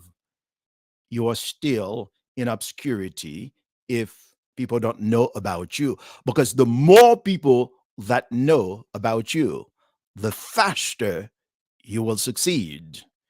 For me, all my life, or for the most part of my life, that is, some of you might know my journey, my story. If you've read my book, Kick Your Excuses Goodbye, I started in a tiny village in Haiti. The village was very primitive. There was no running water, no electricity, no access to medical care. In fact, I didn't even have access to an aspirin or a Tylenol. When I was only 9 months old, my mom left me in the village. She went to Port-au-Prince in the hope of finding a better way to provide for me. But right after my mom left the village, several deadly diseases pounded me. It was as if they wanted to end my existence on this planet. So much so that I thought that God has brought me to this planet and forgotten about me. I remember for breakfast, I had something that is called the breadfruit for breakfast. I had breadfruit for lunch. I had breadfruit for dinner. Or for those of you who don't know what is a breadfruit, it's like a tough potato with a lot of starch in it. That's what my diet consisted of. So because I ate so much of that thing, they stayed inside of me and they really made me sick, along with drinking water that I collected. I had to walk so far away to a little well to collect drinking water, along with drinking that kind of water and the breadfruit. So I was really, really, really sick. Many of the kids in the village used to tease me. They used to call me names to belittle me. And some of the people in the village, most of them that is, they reminded me constantly that I would not survive to be a man.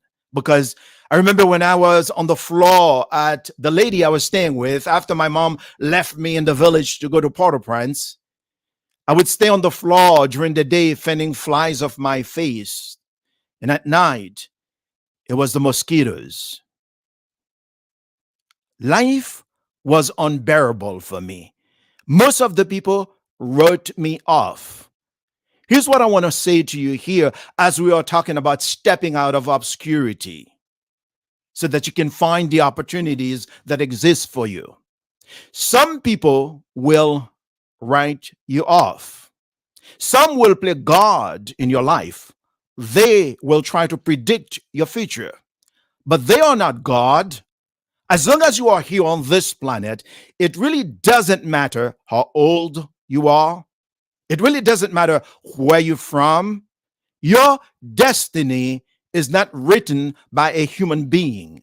A human being is not enough to define you. So never allow somebody to predict your future or to define you. If that's going to happen, it is your job. Those people in the village, there was a man who came to see Betila, the woman I was staying with, while I was on the dirt floor in the little hut. He said to her, You are wasting your time. He doesn't like he is going to make it. And yes, according to many statistics, I'm not even supposed to be alive today. I'm not even supposed to be here to share this story with you. But let me tell you this. I survived. I made it through all that I went through in the village because I was supposed to be here now, today, on this occasion, while you are watching this video, whether you are watching it live or you are watching it later. There's a saying that goes, coincidence is God's way of staying anonymous. There is no coincidence. I survived. I went through all that I went through because I was supposed to be here on this day just to share with you, to remind you that no condition is permanent. This too shall pass. There is an author, a German author by the name of Goethe, I believe. He said, that which does not kill you will make you stronger. You are not done yet. It's not over for you. You have a mission. You have more work to do. All you need to do is to step out of obscurity. That's all it takes. When I was about 7 years old, I eventually left the village to go to Port-au-Prince to be with my mom. What a joy that was for me. What a celebration that was for me as a kid in the village. I didn't have too many friends. There was a pig in the backyard I used to wrestle with, and I just went to the back and then started jumping, started yelling, and then I was like in heaven, so to speak, right? Because I was leaving the village to go to Port-au-Prince. There was nothing for me to do in the village except wake up every day and go by the ocean and just look at the ocean. By the way, I used to go to the ocean with a bent hook and a string to fish whatever I could to eat with the breadfruit. When I was leaving the village, I thought misery was over for me. I thought, oh, I'm going to have a good life in Port-au-Prince. I remember as I sat on the little battered truck by the name of Voicifan. I sat on the truck. I was waving at the other kids. They were watching me. I was waving at them because it was the first time I sat in a car. By the way, it was just one car that I knew when I was in the village. It used to come every Wednesday. In fact, to my recollection, the first time I saw that truck at night, I saw lights, like electric, like lights. I got dizzy. I ran away. I was like, whoa. Because for me, light in the village was when we had a full moon. I know a lot of people in the United States or wherever you are watching this, sometimes it's very hard to enjoy a full moon or to appreciate a full moon. Not for me when I was a kid in the village. For it was the time that I get to go outside. I get to walk around and dance and play with my shadow. It was as if I had a gigantic flashlight. So that's how much I appreciated the full moon. And by that, I want to mention gratitude. We take for granted so many things in life. Like you probably don't realize when there's a full moon because there are so many lights. When there are people around the world in villages in Africa, in the Caribbean, like where I'm from, they are really enjoying a full moon. But anyway, I left the village and I arrived in Port-au-Prince. I remember I carried a sack of yams and potatoes and a live chicken that I had. It was a customs when we leave the village, we always bring little gifts to the people in Port-au-Prince in the city. So I was bringing things for my mama. I was going to see my mom for the first time because I was like 9 months old when she left me in the village. Now in the village, because I was so sick. There were times I would wake up in the middle of the night on the dirt floor that I was sleeping, and I would cry for mama, mama, mama, mama, mama, mama. And I would cry until I would just go on the floor and curl in a fetus position. But mama was never there. But in Port-au-Prince, when I arrived, I knew mama was there. And so I saw cars on the streets. I saw buildings, motorcycles, and a lot of people, street peddlers and shops and lights. And I was like, whoa, mama must be doing great for all that I saw. Now, when I talk about Haiti, when I talk about my story, I'm not talking about everybody's Haiti. I'm talking about my Haiti. For there were people in Haiti at the time living in hilltop mansions, driving Mercedes-Benz and Rolls-Royce, living the good life, having dinner and go have a drink in Miami, right? The uppity Haitians. But I'm talking about my Haitian story. There's a place called Monelio. That's where mama lived. At the bottom of the hill, when I arrived, I started calling for mama, just like I was calling for her in the village. But this time I knew she would hear my voice. Mama, mama, my sister, whom I did not know, was in the city with my mom, my brother. They knew I was coming. They waited for me on the curve. And when I started approaching, they saw me. And they ran and they braced themselves around me. It felt good. But more importantly, my mom was preparing something for me. She knew I was coming. She dropped everything when she saw me, and she wiped her hands and she stretched her arms, and my eyes locked into her eyes. For the first time, I saw the woman who gave birth to me. She started crying. I started crying. And I ran, and I jumped into my mother's arms. It is said that I read in psychology today, children who are not held, who are not touched, who are not cuddled, they have a tendency to shrink instead of growing. In the village, I was shrinking. In my mother's arms, I felt like a giant. Coincidentally, when I go speak all over North America, I speak for companies like Aflac, Coca-Cola, AT&T, Verizon Wireless. I speak all over. But in corporate America, I discover in corporate America, there are a bunch of starving children too. In those villages like IBM, Coca-Cola, Aflac, those companies, you know what they are starving for? They are starving for affection. They are starving for compassion. They are starving for somebody to notice them. They are starving for recognition because they feel like they are in obscurity. They are the unknown.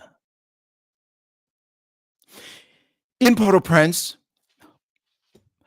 I discovered Mama was not living a good life as I thought. She lived in a little dungeon. It was like a prison because it was always dark. 24/7, it was dark inside. Like a little basement, a little dungeon, infested with rats and roaches. My mom had a little dilapidated bed she slept on. My brother, my sister, and I, we slept on the floor with the rats and the roaches crossing over us all night. There were mornings I would wake up, the rats would needle the bottom of my feet. Now, sometimes I say I'm one of the greatest, most grateful human being on the face of the planet because I am living in these United States of America, the land of which I'm so grateful for, and so many take for granted. No condition is permanent. Now, here's what changed everything for me. I was going to, there was a place called Champ de Mars. I was walking on Champ de Mars behind the American tourists. They used to come to visit Haiti back then. It was a lot of tourism was big in Haiti. And I was walking behind them with an extended hand, begging for whatever they could afford. There were a lot of poor kids just like me. It was a competition. It was a fight. It was whoever gets to be in front, whoever gets to be there first. But when you are hungry, when your life depends on it, you are willing to do whatever it takes. You are patient to stay in the race, which is what I did. But I remember one American couple gave me a dime, and they touched me compassionately. As a result of that, a dream was born in my heart. I said to myself, if that American couple can be so nice, they touched me so compassionately, they gave me a dime. One day, I want to go to the United States of America to eat lots of rice and chickens, because rice and chickens were luxury for me, my mother, and my family back then. But I'm about, today life is different. I'm kind of sick of rice and chickens. I want the steaks. I want the salmon. I want the lobster. It's no condition is permanent. Remember, no situation, no condition, no matter how long you've been into it. And for some of you, I don't know how long, but I bet you it's not 40 years in the desert looking for the promised land. Be patient. Your time is coming. Eventually, I left Haiti. And I came to the United States of not the United States of America. I went to Montreal, Canada. I was playing theater drama with a group. I remember the first time I got on this big airplane, Air Canada. And it was my first time actually sitting on a plush chair. My bottom felt so good. I was like, whoa. And I touched the carpet on the floor. I felt like, wow, finally. Then I was smelling food. I was like, wait a minute now, where is the kitchen here? I'm sitting on the airplane. I'm like 20 years old, sitting on this airplane and wondering, where is the kitchen here? Because I'm smelling real good food there. And I remember the hostess came to me and she said in French to me something I had never heard before. She gave me a choice. Oh, a choice. She said, Mr. Godefroy, quel est votre choix aujourd'hui? De la poule, du poisson, or du bœuf? She asked me, what is my choice today? Do I want beef, chicken, or fish? That's when they used to serve real food on the airplanes, right? Not the little peanuts and pretzels today, but they used to serve you real meal on the airplanes. And I looked at her, I was like, choice? I'm like, can I have everything? She said, of course. She put a little bit of everything on the plate for me, right? Now, let's talk about choices. The choices that you and I have. See, sometimes you can think of it this way. There's a difference between resources and resourcefulness. The choices that we have, some people operate as if they don't have any more choices, as if that's all there is, as if the condition is permanent. Yes, you do have choices, which bring me to the second point. Mind your gifts. Did you know your stories? Mind your stories, that is the second point. Did you know your stories are your gifts? Your gifts not for you to keep, because we don't keep gifts. Gifts are for us to give. So while people are complaining about the life, while they are complaining, they wake up every day finding excuses. Well, I wake up every day finding reasons. And I discovered that, hey, with one story, one video, I can step out of obscurity, be an unknown as a little kid in a tiny village in Haiti, to be known all over the world.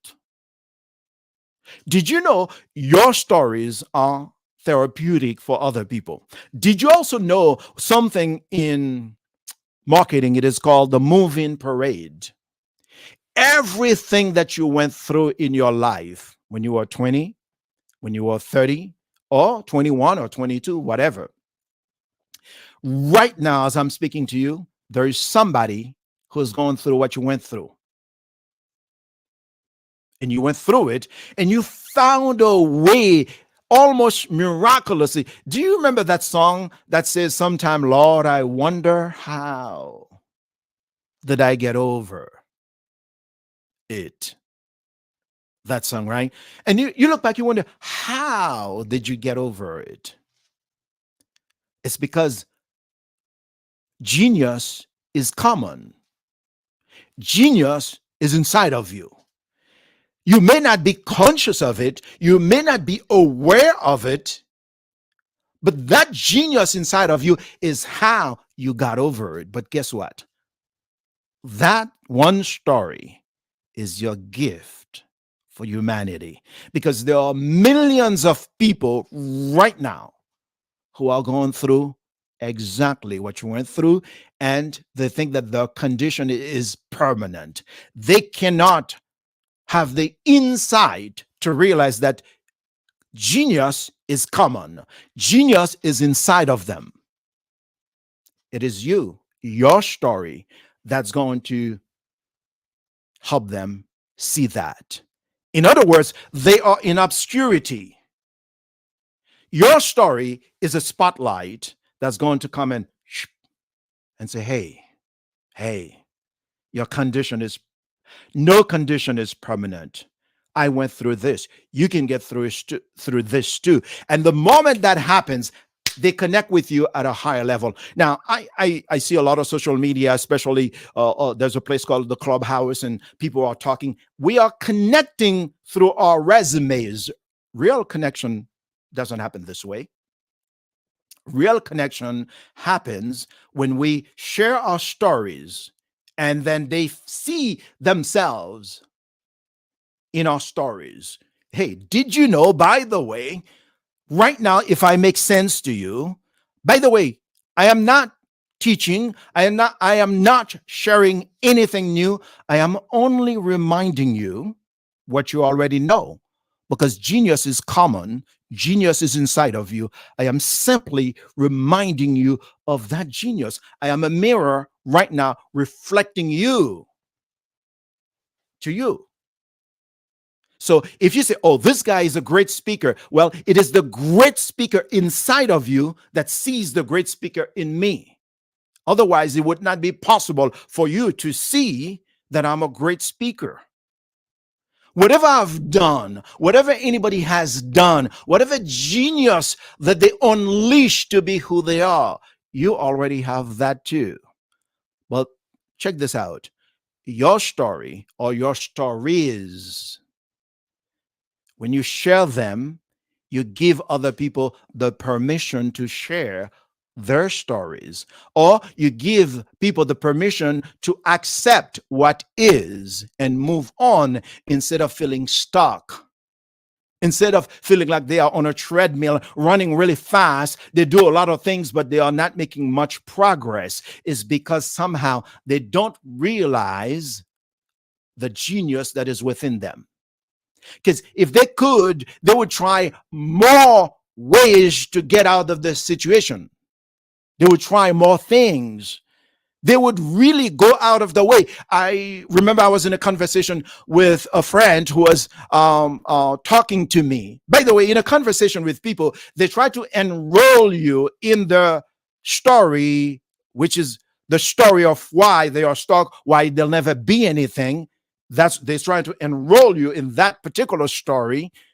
But my job is to recognize that and say, hey, wait a minute now. I want to get you out of that story so that you can create a better story. I want to help you rewrite that story so that you can have a better story. There's a book, I think it's called The Paradox of Choice or Choices. It's actually study and find out when we have too many choices, we are not happy. Too many choices causes, you wake up, you go to your closet and you're looking at, oh my God, this is, what am I going to wear? Oh, this is this dress here. Oh, they still have the ticket. I know I bought this because it was on sale, but I still look at all those shoes. So many choices, and we're stressing ourselves out because too many choices that we have, right? And then that caused some kind of stress, and we are not happy. It's a story of people who tend to have it all, yet they're still complaining they don't have enough. It's like if your father bought everything for you and gives you everything, and you are still complaining that you don't have enough. How do you think your father would feel about you? Because you have so much, but you still feel like you don't have enough. It's the same thing for your father in heaven, right? That's the way maybe he feels about you. We have choices. We can take advantage of those choices in life. You don't have to feel like, overwhelm, the paralysis analysis with so many things.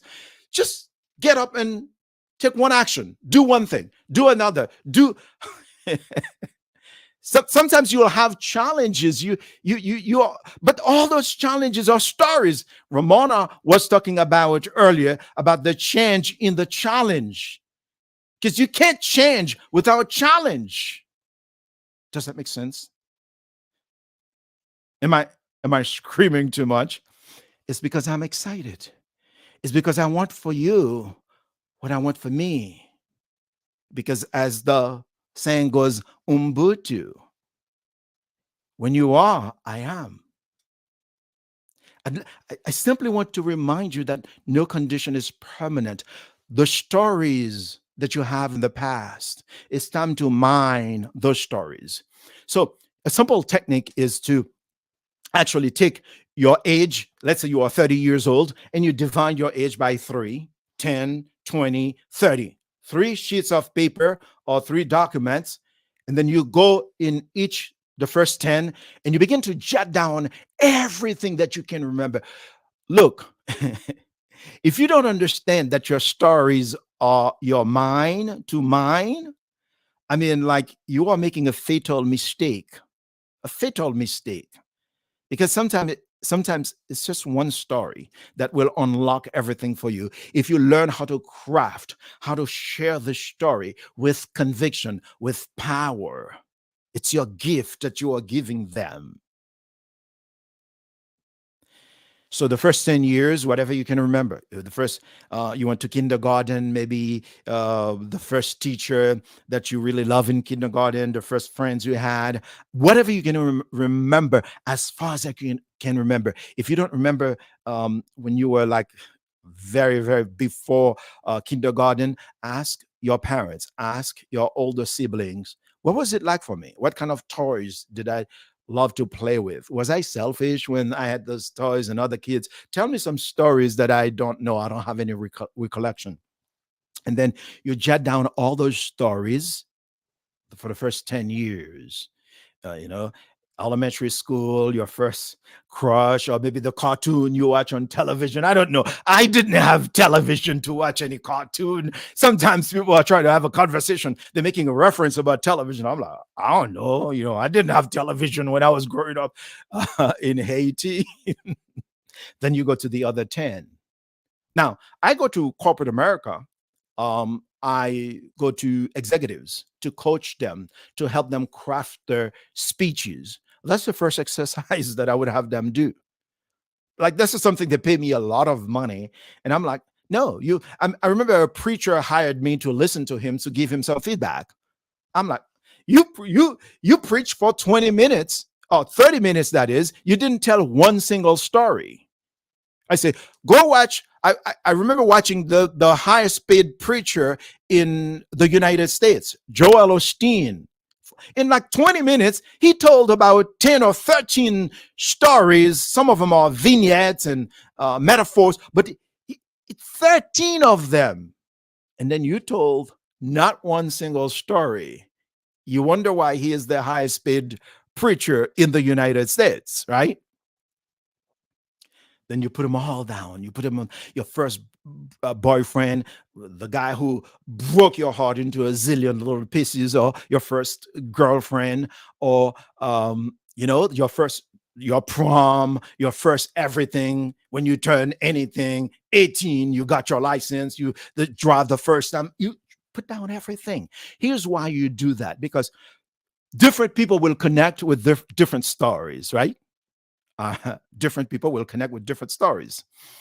Now, once you do that, then you have a repertoire of stories. By the way, if you are speaking like I am, you get to share different stories. Like I haven't shared with you anything that much about my journey, my life. It is so, your life is so rich.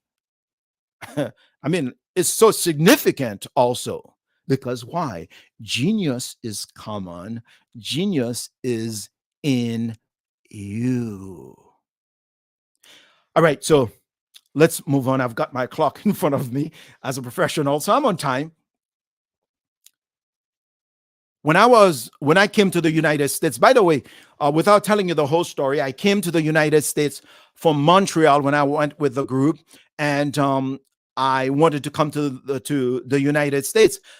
I didn't have a visa. I tried to see if I can get a visa because I escaped from the group that I was performing with, and they denied me. So what I did, I basically found a way to come to the United States. That was over 35 years ago.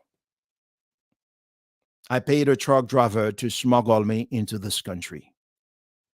I arrived wedged between the rear tires of an 18-wheeler in a push-up position, covered with ashes, dust, and smoke. I remember underneath the tractor trailer, I was supporting my own weight. I was so skinny then. That was before rice and chickens. You know what I mean? I made a prayer. I said, God, I promise you, if you help me make it to the United States of America, I will do something with my life. I will not waste my life. And I kept my promise, right? And so I came to the United States, went to Miami. I was a janitor at 163rd Mall. I washed cars on the streets of Miami. There's a place called Total Bank. I washed cars there at the bank. I did what broke and undocumented immigrants, not illegal, right? Because now it's the proper term is undocumented, not illegal. I did what they did. To this day, I still don't have a high school diploma. In fact, my first teacher, my first mentor was when I was a janitor taking out the trash. And I would find letters in the trash cans. I'd pick up the letters and I'd go home and I'd read them. I learned how to write, how to format a letter, learn all these things. And later on, I started discovering books. I started buying those books. I was like, when I was by the way, I was a doorman in Atlanta at the Waverly Renaissance Hotel. That's when I discovered, when I was parking cars, that there are books there. I was like, oh, okay.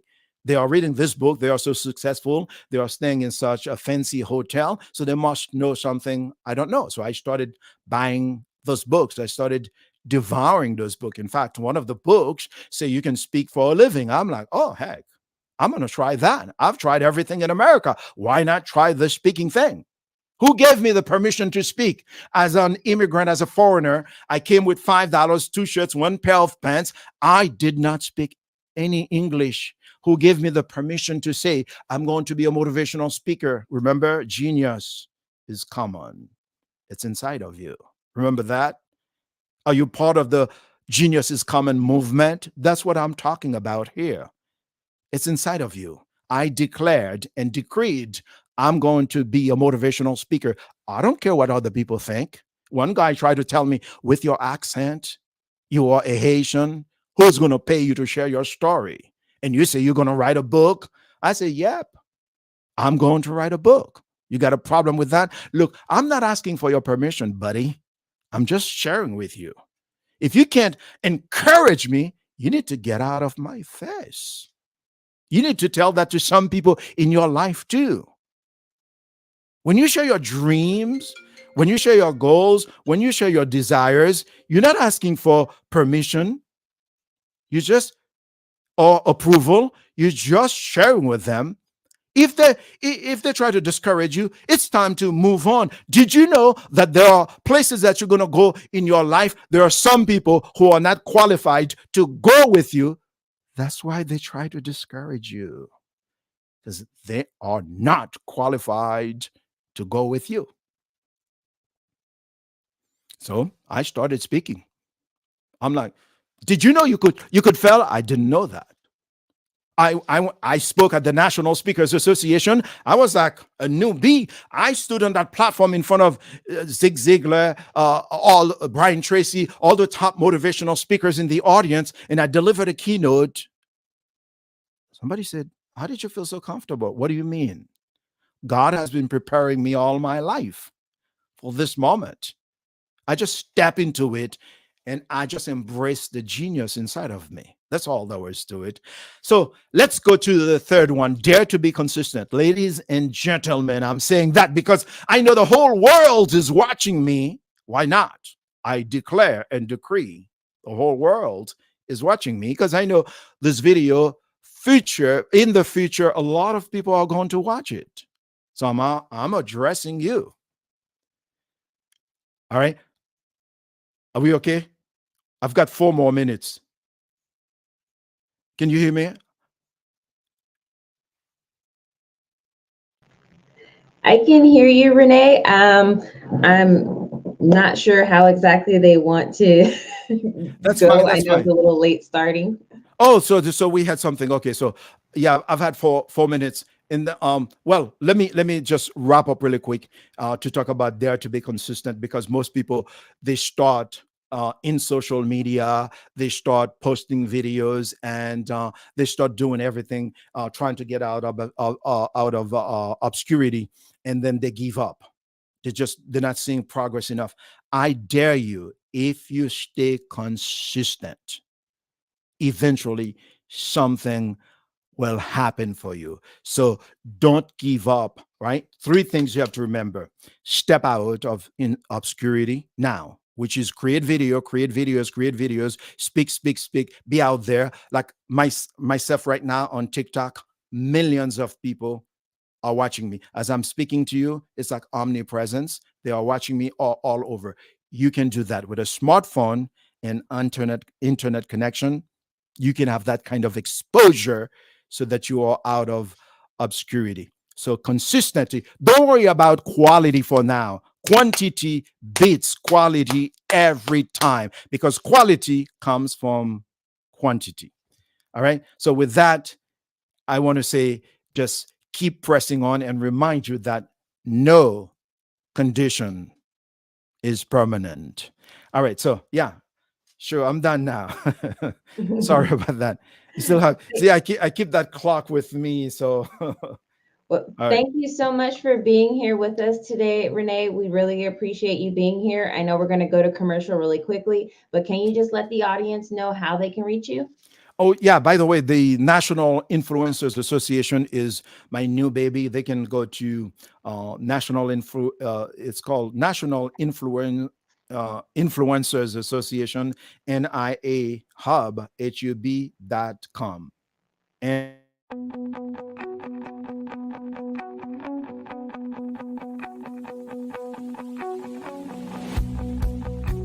I am Black business. From the moment I wake until the time I sleep. Yes, I am Black business. I am Black business. Tell me, are you Black business? I am Black business. Do you support Black businesses? Listen, I support Black business because I am Black business. Black Business Expo, one of the largest business showcases in the history of Black business in the world. The world! Sign up today at www.blackbusinessexpousa.com or call 919-308-9090. I am Black business.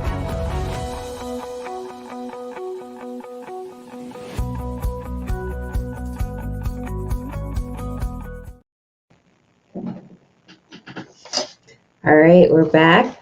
So I want to thank our Black Business Expo sponsors for the month of April 2023. NC100, Moody Capital's Partners, Suede Soul, Lotus Reach Coaching and Training, Carolina, Virginia Minority Supplier Development Council, Step Management, Barbara H. Smith LLC, Margie McLean Foundation, Genius is Common, Earth Essentials, Mullane Shaney Global, Executive Women's Success Institute, The Quality Coaching Company, Superwoman Business Services, Creative Force Studios, Lee Entertainment, Artistic App Design, Black Business Expo USA, Genius is Common, and I'll see you on the other side.